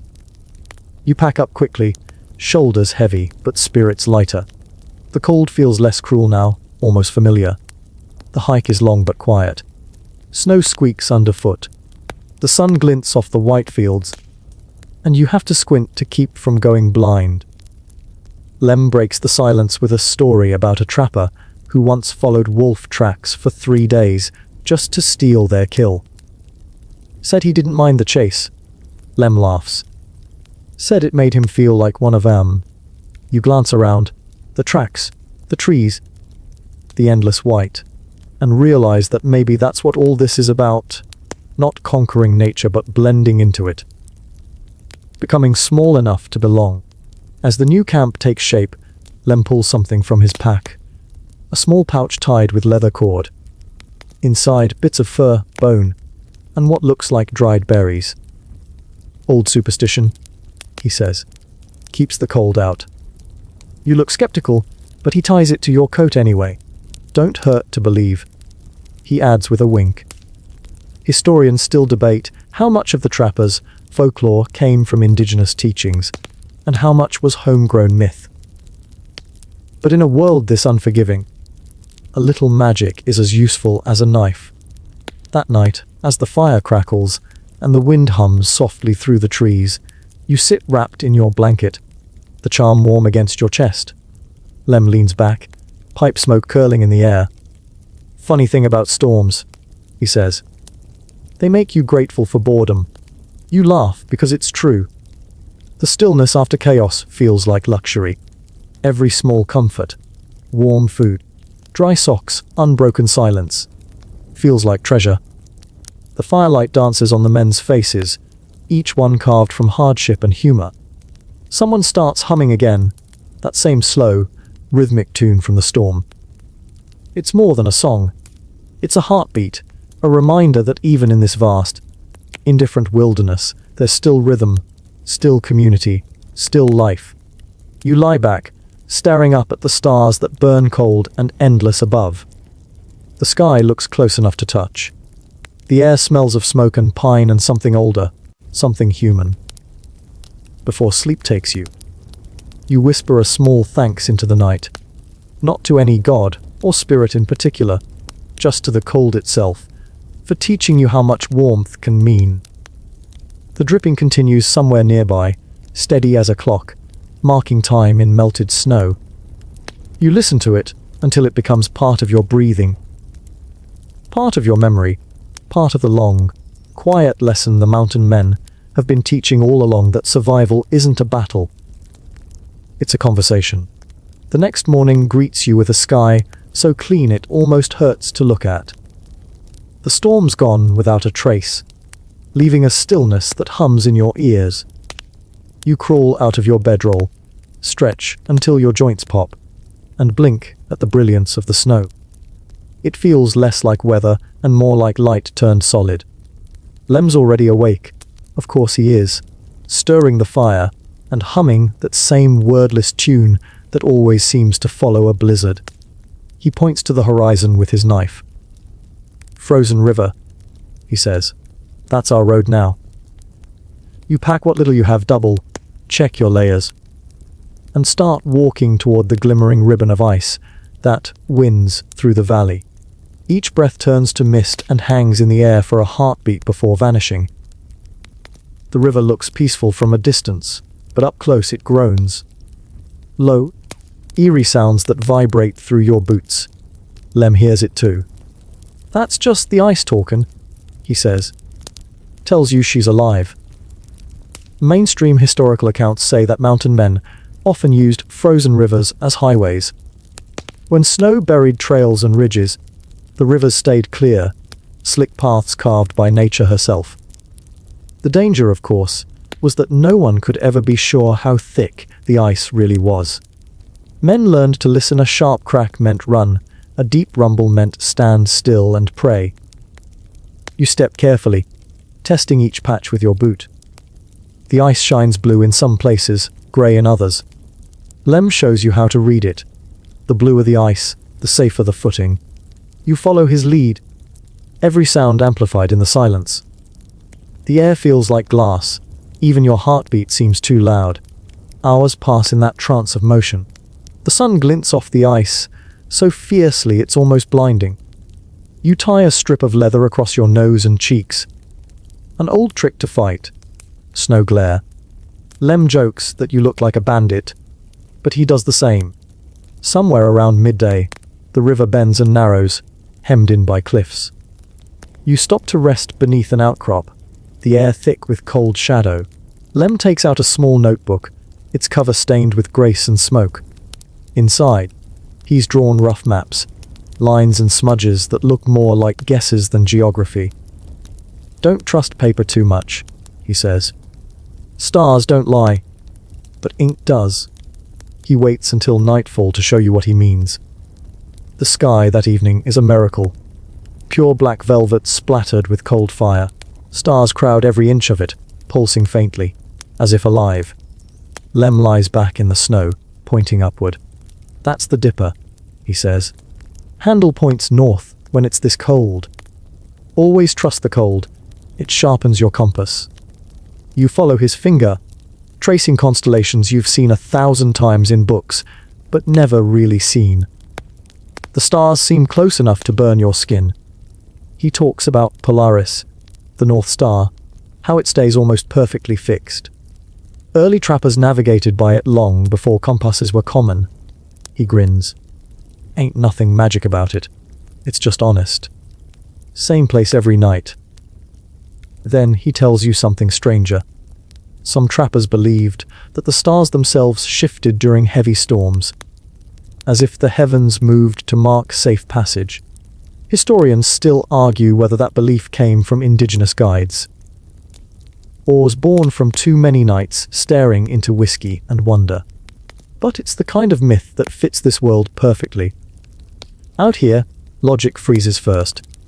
You make camp right there on the ice, using snowshoes as a windbreak and blankets as walls. The firelight dances across the frozen surface, reflecting a dozen tiny versions of itself. The flames hiss and spit, sending sparks that disappear long before they reach the sky. As you eat your meager supper, jerky and thawed fat, you notice Lem watching the horizon. "What you looking for?" you ask. He gestures toward the river's bend. Sometimes you see lights moving out there. Green, purple, like spirits. The old-timers called the winter dancers. He chuckles. These days, folks call it the Northern Lights. But I like the old name better. A few minutes later, you see them too. Faint streaks of color unfurling like smoke. They ripple and twist, painting the world in impossible hues. You stare until your neck aches. There's no sound, no motion, except the slow shimmer of the sky. For a moment, the cold disappears.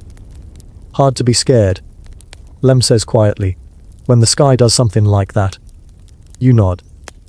The aurora feels like a reminder that beauty and danger share the same sky. Later, when the lights fade, you lie awake listening to the river beneath you. It creaks and sighs like an old creature dreaming in its sleep. Every pop and groan sends vibrations through your body. You start to feel connected to it, like your pulse and its rhythm are somehow in sync. At dawn, the world turns silver again. You pack up camp and move upriver, where the current narrows between cliffs. The sun rises weak and white, the air brittle with new frost. Lem walks ahead, whistling low. You come across an old cairn, a pile of stones stacked neatly beside the riverbank. Someone left a stick protruding from the top, with a strip of red cloth frozen to it. Marker, Lem says, means the ice here's thin. You nod and skirt wide around it. As you walk, you think about the men who built those cairns, their silent messages left for strangers who might never come. It feels like the wilderness has its own secret postal service, one that runs on trust instead of ink. By midday, you reach a fork in the river. Lem crouches, studying the snow. Animal tracks crisscross the ice. Deer, fox, something heavier. Elk, he says. Maybe 2 days ahead. You can tell he's tempted to follow, but the light's fading fast. Instead, he marks the spot with his knife and makes a note in his book. As the sun dips behind the cliffs, the air turns blue and sharp again. You stop to make camp on a rise overlooking the river. The fire crackles, the smell of pine resin sweet in the air. Lem pulls out a small piece of tallow, wrapped paper. Map of the Snake River, he explains. Got it from a trader who swore he found gold up there. He unfolds it carefully, revealing a crude sketch. Could be lies, could be truth. Out here, they taste the same. You laugh softly. The sound feels strange in this vast quiet, but it warms you more than the fire. As darkness settles, Lem tells another story. This one about a French trapper who claimed he could hear the stars singing on the coldest nights. Said it was the ice in his ears. Lem jokes, but he swore the tune was real. A quirky detail. Sure, but you remember how the river groaned beneath you, how the aurora shimmered overhead.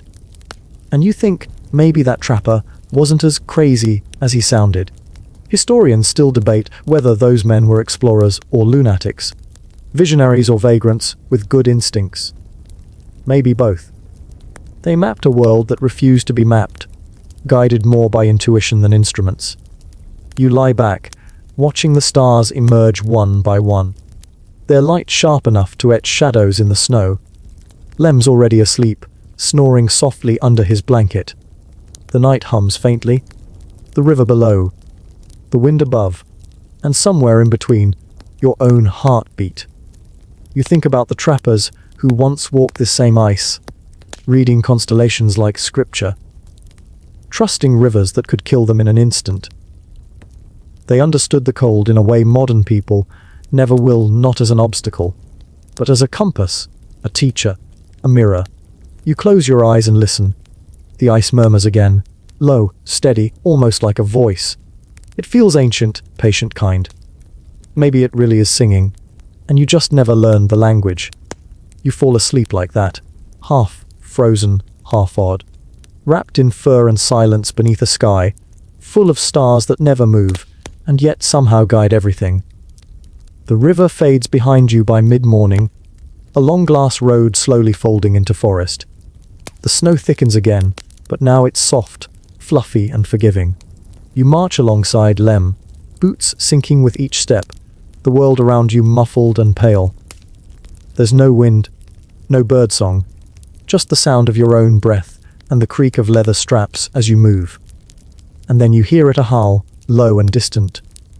You stop, tilt your head, and listen. Another follows, higher, closer this time. Lem grins without looking at you. "They've been shadowing us all night," he says. "Ain't you heard?" You shake your head, heart thumping. He points toward the ridge. "Wolves. They ain't hungry, just curious. They know we're not worth the trouble." A mainstream historical accounts describe how mountain men often developed an uneasy relationship with wolves. They hated them for stealing trapped animals, but admired them for surviving, where even men struggled. Some trappers swore the wolves followed them out of companionship. Not hunger. A kind of mutual observation between predators who'd both earned the right to roam. You catch a glimpse of one on the ridge. Grey fur blending perfectly with the snow, yellow eyes gleaming. It stands motionless for a moment, tail low, then disappears behind the rocks. Lem nods toward it. Smart ones. They teach you to keep quiet. You keep walking, but you can feel their presence like a shadow just out of sight. Every crack of ice, every whisper of wind makes you imagine paws padding softly behind. Instead of fear, you feel a strange calm. It's like sharing the road with ghosts. By noon, you reach a grove of pines bent low under the snow's weight. Lem stops and gestures for silence. Ahead, a herd of elk grazes near a half-frozen stream, their breath steaming in the cold air.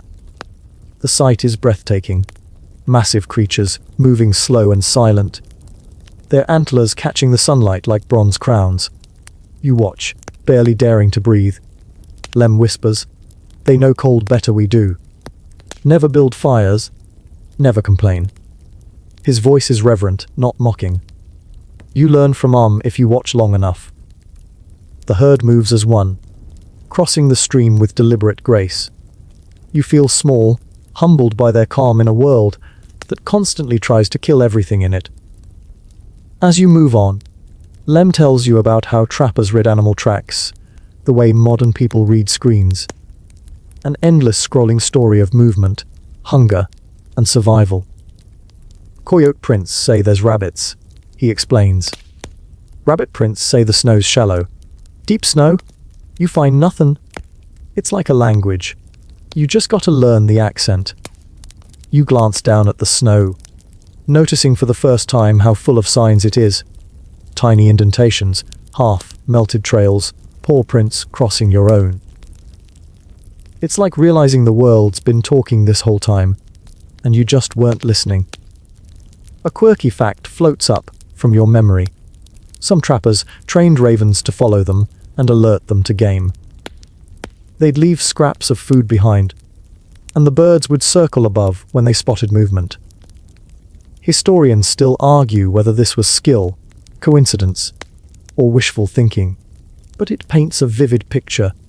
Men and birds in quiet partnership, reading the wilderness together. You think of that when, later, a black shape swoops overhead, a raven, its wings slicing the air. It lands on a branch, tilts its head, and caws sharply.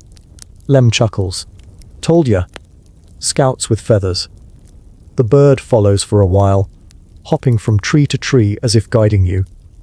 Lem tosses a bit of jerky into the snow. The raven drops down, pecks once, and flaps away. Payment made. Lem mutters almost ceremonially. By mid-afternoon, the forest opens into a valley where the snow thins enough to reveal patches of frozen grass. Lem points to a line of hoofprints and smiles. Horses. Wild ones. You both follow the tracks until you spot them. Small, shaggy mustangs with thick winter coats, huddled together for warmth. Their breath drifts like smoke, their eyes wary, but not afraid. Lem removes his hat. They're the true mountain men, he says softly. Never needed rifles or traps to survive. You stay there a while, just watching. There's something deeply peaceful about the way they stand. Utterly still, facing into the wind as if it's nothing. You try to imagine living like that, without fire, without shelter, relying only on instinct and endurance. When the horses finally move on, Lem turns and says, "Funny thing, they don't need us, but we sure need them." Mainstream history supports that more than he knows. Trappers depended on horses for everything: hauling gear, crossing rivers, carrying furs to trading posts. Yet many men died protecting those animals from frost, wolves, or starvation. The bond ran deeper than ownership. It was mutual survival. That night, you camp near a cluster of rocks that break the wind. Lem ties his horse close and wraps it in a wool blanket. You offer your own, but he shakes his head. "Nah, she's tougher'n me." The wolves sing again in the distance. It's not a threatening sound, just a mournful chorus that fills the valley with wild music. Lem listens, eyes half closed. "Sounds like home," he says. You can see why. Out here, surrounded by creatures that know their place in the cold, everything feels balanced. The mountain doesn't care who survives. It just provides the rules. The animals obey, the smart humans follow suit. As the fire burns low, Lem tells you a story about a trapper who swore a bear saved his life. He'd fallen through ice and passed out, only to wake beside the same bear's den, alive but bruised. Said the beast just lay there staring at him, as if to say, "Next time, pay attention." You laugh softly, but the image lingers. Maybe the wilderness has its own strange code of mercy. Historians still debate how much truth lies in these tales. Were they real events or metaphors for men trying to explain the unexplainable? Either way, they carried a lesson: survival wasn't dominance. It was cooperation. The night grows deeper. The wolves' song fades, replaced by the whisper of snow drifting through trees. Lem lies back, hat over his face, already dozing. You stay awake, watching your breath mingle with the smoke, watching the sparks float upward and vanish. Above you, the stars shimmer, and somewhere in that vast silence, a raven calls once, a single note, sharp and echoing. You close your eyes and let the sound guide you towards sleep, imagining it as a blessing from the wilderness itself. In your dreams, the wolves pad beside you, the horses lead you over frozen rivers, and the raven circles above, all of them part of the same endless rhythm. You realize, even asleep, that the mountain men never walked alone. They walked with the cold and everything that called it home. The morning breaks slow, grey, and heavy. Snowflakes drift lazily from a sky that looks more like smoke than cloud. You wake before Lem, which feels unnatural. He usually beats the dawn. The fire's out, the air still. Only the faint scent of pine and ash lingers. You stretch, bones popping, and realize your breath fogs thicker than usual. It's colder again. The kind of cold that hums inside your teeth. You wander a few steps from camp, just far enough to see the valley stretched before you. Everything's muted, sound, color, even thought. You've grown used to the silence, but this morning it feels different. Too big, too endless. When Lem stirs, he doesn't speak. He just gives you a nod that says, "Keep quiet a little longer." You do. Sometimes silence is its own kind of prayer. The trappers knew that well. Solitude wasn't a punishment for them, it was part of the work. They lived months without another voice, talking only to the wind or their own breath. Some handled it fine. Others, not so much. You've read the stories. Men carving faces into tree trunks just to have someone to argue with, whittling dolls out of bone and naming them after old sweethearts. There's a documented case, mainstream history confirms, of a trapper in 1836 who sang every morning to his hat because, as he wrote, "It listens better than most men."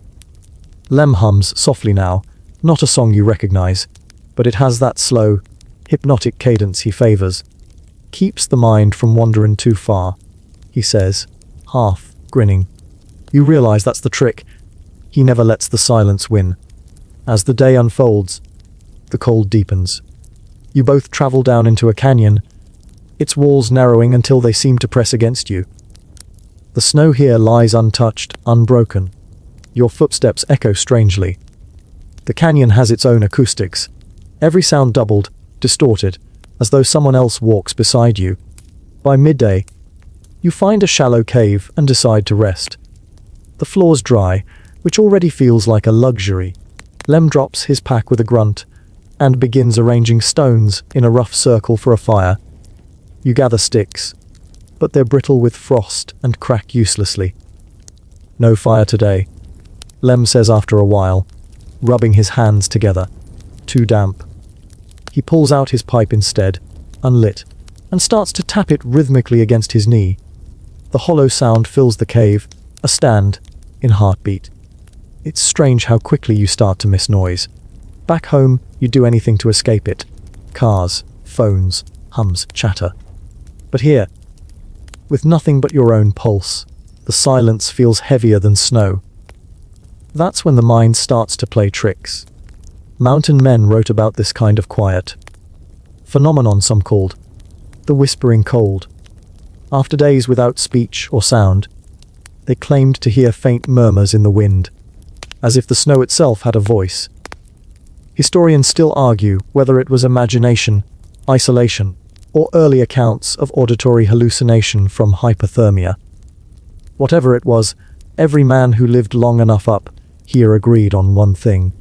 The mountains talk back. You sit still, listening. At first there's nothing, but then a faint vibration, like someone sighing deep in the stone. You hold your breath. Lem looks up, sees your expression, and grins. Don't worry. It's just the rock remembering. The rock remembering what? You ask. Everything, he says simply. He leans back against the wall and begins humming again. It's lower this time, almost a growl, resonating in your chest. You join in quietly, just to fill the air. The two notes mingle until the cave itself seems to hum along. It feels safe, somehow. That's another thing they understood. The healing power of rhythm. Modern researchers call it entrainment now, how repeated sound or movement can calm the nervous system. Lem calls it keepin' the ghosts busy. Later, when the light fades, you both share a bit of dried meat and snowmelt water. The sky outside turns that strange electric blue that only happens at twilight in the high country. You sit by the cave mouth and watch it deepen into indigo. Lem breaks the quiet. Ever wonder why we keep coming out here? You think for a second before answering. Because it feels more real than anywhere else. He chuckles. You gettin' it. He tells you how, after his first winter alone, he started talking to his reflection in frozen rivers just to remember the shape of his own face. You start forgettin' who you are when nobody's watchin', he says. The cold don't care who you used to be. It makes you earn every breath new. You feel that truth sink deep. Out here, identity isn't about what you've done. It's about whether you can keep moving when the wind rises. A gust sneaks into the cave, scattering snowdust across the floor. The temperature plummets instantly. Lem pulls his blanket tighter and begins to whistle a tune so soft it's almost like breathing. You join him again, your voices blending into something shapeless but warm. After a while, the air shifts. You can feel the presence of the wilderness pressing closer. The wolves out beyond the ridge. The river whispering under ice. The endless expanse of night. It doesn't feel hostile anymore. It feels like company. You close your eyes, half dreaming. In that liminal space between waking and sleep, the cave feels alive. You think you can hear the mountain breathing. Long, slow, steady breaths that sync with your own. Maybe that's the trick to surviving solitude. Realizing you're not truly alone, just surrounded by things that speak in another language. A quirky tidbit pops into your head. A note from an old fur trader's journal. He wrote that if you whistle long enough in the cold, the air starts to remember the tune and hums it back days later. Historians call it poetic nonsense, but sitting here in the echoing dark, you're not so sure. Hours pass in a haze of half sleep and waking dreams. You imagine faces in the stone, shapes in the snow. The cold plays tricks, but they're gentle ones tonight. When dawn comes, pale and trembling, you step outside the cave. The air burns your lungs. The valley below is wrapped in mist. The world remade once again. Lem joins you, stretches, and says, "Still here. Guess we didn't go mad after all." You grin. Maybe a little. He laughs softly. That's the secret, ain't it? You gotta go just mad enough to understand the cold. But not so mad you start talking back to it.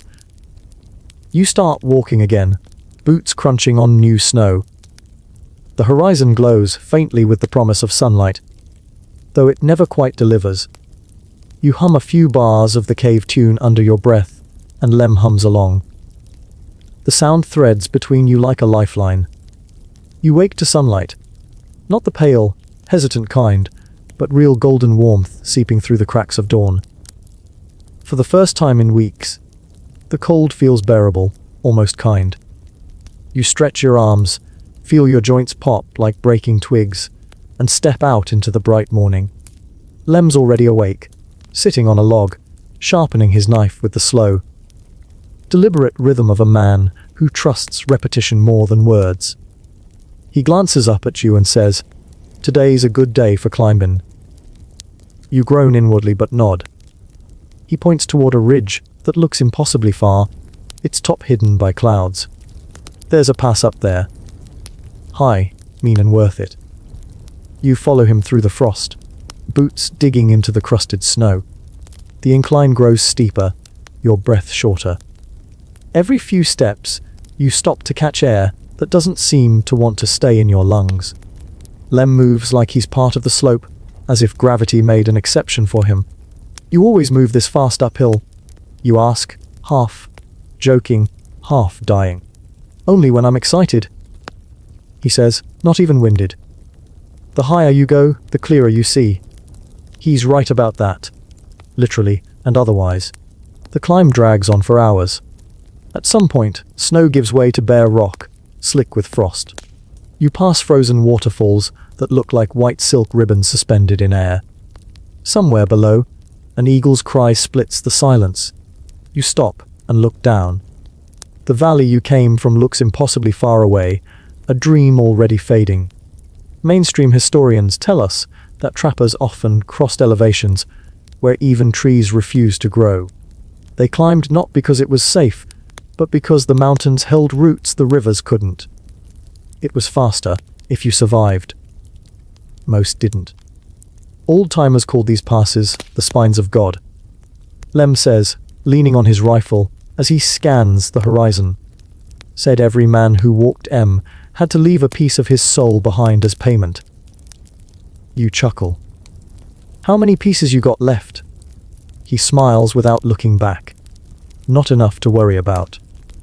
You keep going, step after step, your thighs burning. Your breath a metronome of survival. The air thins, turning every inhale into work. You start counting steps just to distract yourself. 10, 20, 30. Then pause to stare at the endless sweep of sky.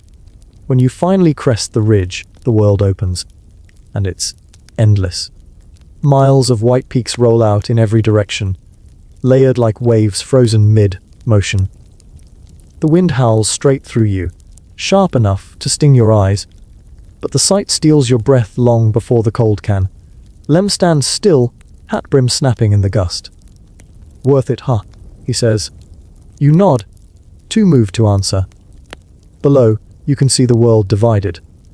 The green shadows of forest giving way to pale glaciers. The faint thread of a frozen river carving the landscape. You imagine the mountain men who once stood here, alone with the same view, trying to decide whether to go forward or back. A quirky historical note drifts through your thoughts.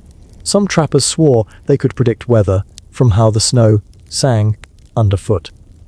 A dry, squeaky crunch meant cold coming. A muffled hush meant snow on the way. Historians still argue whether it was genuine skill or superstition. But right now, your boots squeak and the wind tastes metallic. Lem notices too. We got maybe 2 hours before it blows. You both descend fast, sliding down a chute of powder. It's exhilarating, terrifying, and somehow childlike. Lem whoops once a raw, joyful sound that gets snatched away by the wind. You can't help laughing too. It feels like rebellion. To laugh in a place that doesn't promise tomorrow. At the base, you find shelter among boulders where the snow has drifted shallow. Lem pulls out his canteen, passes it to you. The water tastes faintly of pine and metal. You ever wonder why we do this? You ask between gulps. He wipes his mouth. To remember what the world used to be. It makes sense in a way you can't explain. Out here, nothing's artificial. No noise, no screens, no pretending. Just cold hunger, distance, and the thin thread of willpower keeping you upright. As the wind starts to rise, you set up a makeshift lean, with branches and a tarp. Lem helps, muttering about how mountain men built snow caves or stacked rocks against wind. Ain't about staying warm, he says. It's about not letting the cold decide for you. When you finally crawl inside, the space is barely big enough for both of you. The storm arrives just after, roaring like a freight train. Snow lashes the tarp. Wind screams through the cracks.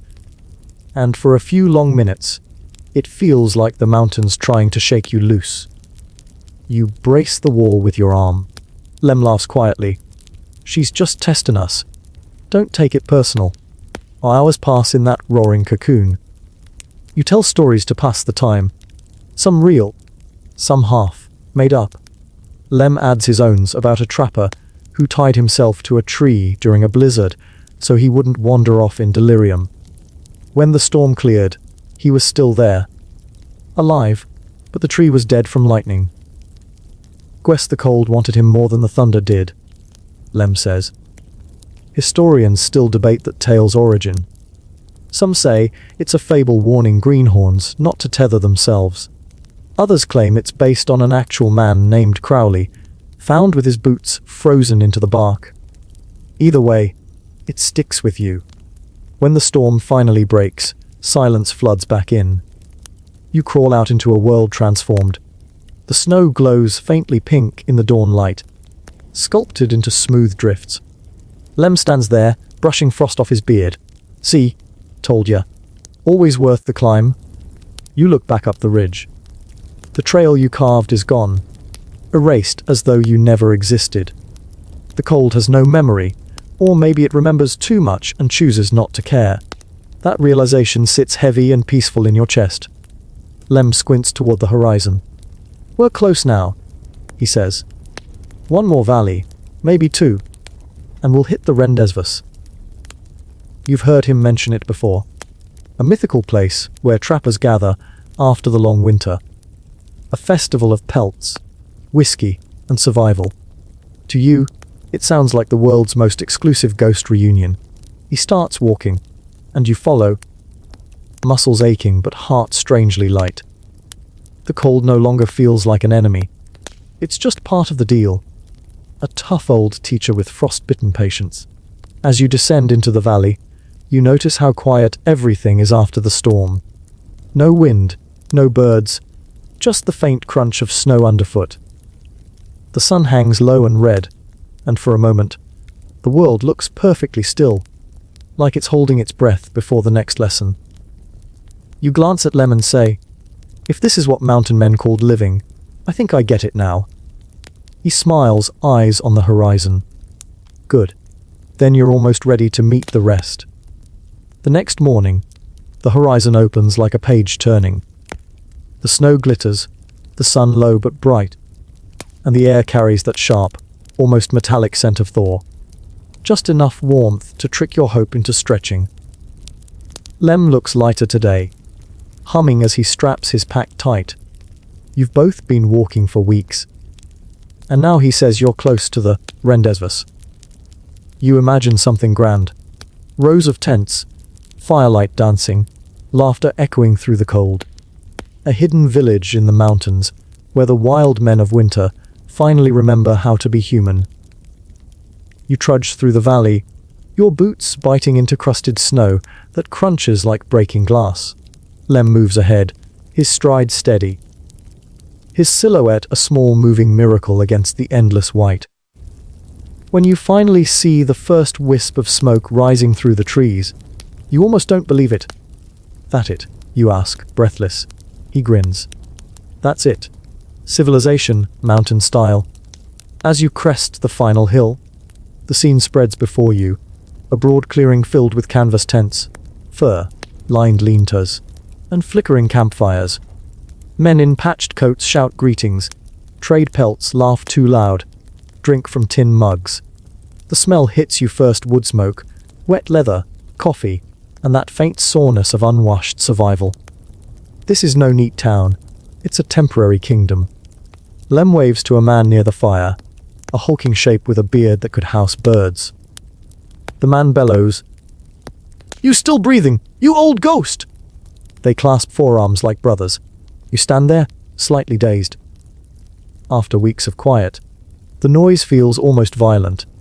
Laughter rings sharp as axe blows, dogs bark, and a fiddle screeches somewhere behind the tents. Lem claps you on the back. Welcome to the finest collection of bad decisions west of the Mississippi. You laugh, maybe a little too hard. Just happy to hear sound that isn't wind. This annual Mountain Man rendezvous wasn't myth. It was history. Between the 1820s and 1840s, trappers from across the Rockies gathered each summer to sell furs, trade stories, and drink enough whiskey to forget what winter felt like. They called it the time of living, because for a few short weeks, they weren't ghosts. They were men again. A mainstream historical account describes one in 1833's hundreds of tents, thousands of pelts, native traders from multiple nations, and even missionaries trying to civilize the chaos. One missionary wrote, "They are half wild, but wholly alive." You can feel that truth in the air here. A tall man with one eye missing saunters by, balancing a mug of steaming coffee. He winks at you, well, the space where the wink should be, and says, "New blood, huh? Don't worry. You'll lose something soon enough. A finger, a toe, maybe just your manners." Lem laughs so hard he chokes. You can't help but grin. There's barter everywhere. Men trading fur for powder, knives for boots, coffee for stories. You pass one trader offering an absurd deal. One flask of whiskey for a poem that makes me cry. You consider trying but decide your lungs are still too frozen for poetry. A quirky historical tidbit drifts into your head. Some trappers supposedly brought pet badgers or magpies to these gatherings. They'd feed them scraps and teach them tricks to amuse the crowd. Historians still argue whether that's true or just frontier myth making. But as you watch a man near the fire coax a raven to steal bread from another's plate, you start to think maybe it wasn't a lie after all. Lem drags you to a circle near the biggest fire, where men sit swapping tales. A barrel of whiskey sits in the snow like a communal well. Lem fills 2 tin cups and passes you one. It's hot, harsh, and perfect. "Speech!" someone shouts. Lem stands, grinning, lifts his cup. To the cold. "May it keep the fools away and the brave alive." Cheers echo through the clearing. You join in, your voice raw, and feel something ancient spark in your chest. It's not joy exactly, it's belonging, stripped down to its bones. Later, as the stars claw their way across the sky, you wander from fire to fire, listening. A man tells of losing his horse in a snowstorm and waking up next to it, both of them half buried but breathing. Another describes carving snowshoes from elk ribs. Someone else claims he saw lights walking the ridges. At night, spirits of the old hunters keeping watch. Historians still debate the nature of those ridge lights. Were they campfires seen through snow squalls or some optical illusion caused by ice crystals? The trappers swore otherwise. They said the mountains remembered their dead. You sit and listen until the stories blur together. A soft hum under the stars. For the first time in months, you don't feel the cold pressing in. You feel it holding you, gently, like an old friend. Eventually, Lem leans over, eyes gleaming. You feel it, don't ya? The cold's still there, but it's not fighting you anymore. You nod slowly. It's like it's part of me now. He claps your shoulder. Then you understand what we knew. You don't beat the cold. You make peace with it. It sounds simple, but it hits deep. You wander away for a moment, drawn to the edge of the camp, where the snow lies untouched. The night sky stretches forever, stars sharp as needles. You stand there, silent, feeling the faint hum of life around you. The laughter, the crackle of fire, the whisper of wind in the trees, and beneath it all, that steady pulse of the mountain. You take a long, slow breath. Somewhere in the distance, a wolf howls, not in warning, but in recognition. Maybe the mountain men understood something we've forgotten. That survival isn't about winning, or conquering, or insulating yourself from the elements. It's about surrendering just enough to listen. About finding your rhythm in the chaos. Behind you, Lem calls out, "Come on, kid!" One last dance before we freeze again. You turn laughing and jog back toward the firelight. The music swells. A rough fiddle, boots stomping on packed snow. You let yourself move, half wild, half free, warmed by flame and fellowship, and something older than words. And for a fleeting moment, under that frozen sky, you finally get it. The mountain doesn't love you. It doesn't hate you either. But if you're humble enough, quiet enough, maybe it lets you stay. The firelight fades into embers, soft and red as the horizon turns a bruised shade of blue. Morning creeps back over the rendezvous like a sigh. Most of the men are still asleep, sprawled across the frozen ground under furs, boots sticking out of tents. Snores rising like low thunder. You and Lem sit at the edge of camp, with a pot of coffee balanced over coals that hiss quietly. He pours you a tin cup, the steam curling into the crisp dawn air. "One more day," he says. Then everyone scatters again. Back to the traps, back to the cold. You sip the coffee. It's half burnt, half perfect, and nod. Feel strange. After all this noise, going back to nothing. He smiles. That's the trick. You carry the noise with you. The two of you sit in silence, watching the light creep across the snow, gold sliding into white. It feels peaceful, but also final. The mountains are waiting, still, patient, immense. You think back to that first night weeks ago. The storm, the panic, the numb fingers, the fear that you wouldn't make it through till morning. You think of the lessons learned one frostbite at a time, and now you understand something you didn't before. The mountain men didn't just survive the cold, they made peace with it. They learned to stop fighting what couldn't be beaten, to listen instead of resist. Lem notices your faraway look and chuckles softly.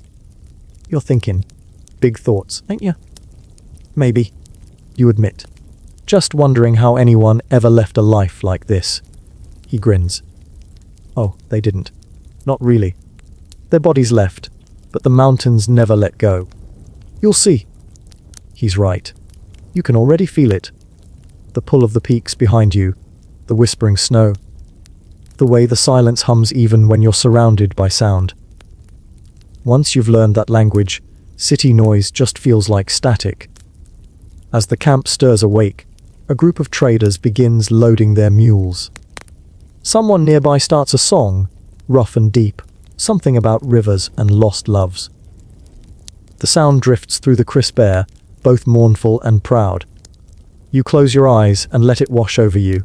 A mainstream historical record from the 1830s mentions this exact moment.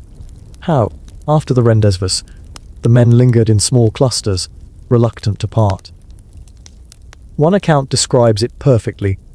They stood in silence, as if fearing that, To speak might shatter the spell that bound them to this frozen world.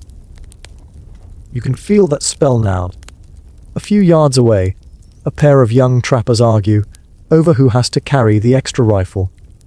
Their laughter echoes through the cold, pure and bright. A dog trots by with a bone larger than its head.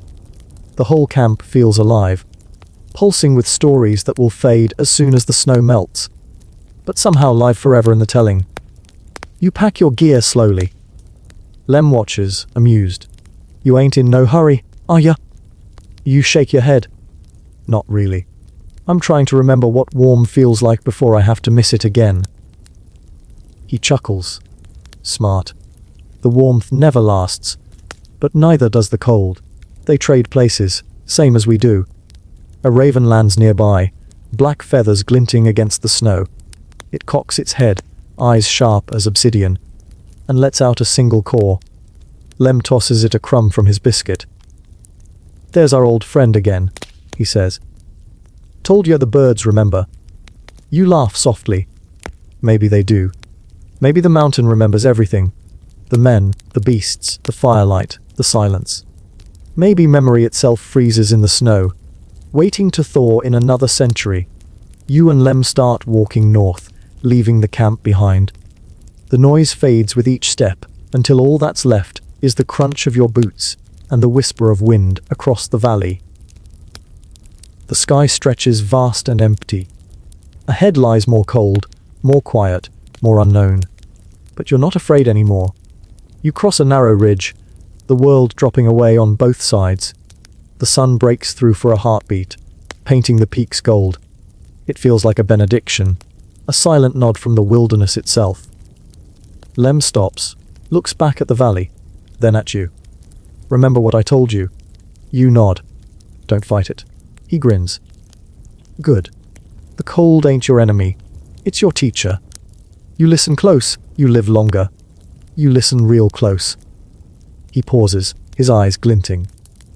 You might even learn to love it. You stand there together, the wind curling around you like breath, the snow glittering underfoot. Somewhere far below, a wolf howls. A familiar voice now, not a warning but a farewell. You don't answer aloud. You just close your eyes, breathe in the frozen air, and let the silence fill you. And in that stillness, you finally understand what those old trappers knew. The cold isn't emptiness. It's the space where meaning grows. The night has gone quiet again. You can almost feel the last embers of the rendezvous fire cooling in the snow, the laughter fading into memory. Somewhere far above, the stars blink like distant campfires, and the wind moves softly through the trees, whispering in a voice older than any man who ever walked those ridges. You imagine yourself lying back now, the earth beneath you steady and cold, the sky stretching wide. The mountain's breath moves around you, slow, deep, patient. The kind of rhythm you could fall asleep to, if you stopped resisting. There's a strange comfort in remembering that every sound, the creak of branches, the soft hush of drifting snow, isn't silence at all, but a kind of conversation. You just have to listen long enough to hear it. Lem's words echo somewhere inside you. The cold ain't your enemy, it's your teacher. You smile a little, because now it makes perfect sense. The cold was never here to break you. It was here to remind you what warmth truly is. The world outside your walls might feel noisy, bright, and restless, but that same quiet strength still waits somewhere in the dark. You can always return to it. Close your eyes, breathe deep, and let the cold settle gently in your lungs, not to freeze you, but to calm you. And as the mountain fades from view, and the snow drifts into stillness, let your thoughts drift too. The cold has done its work. You've learned to listen.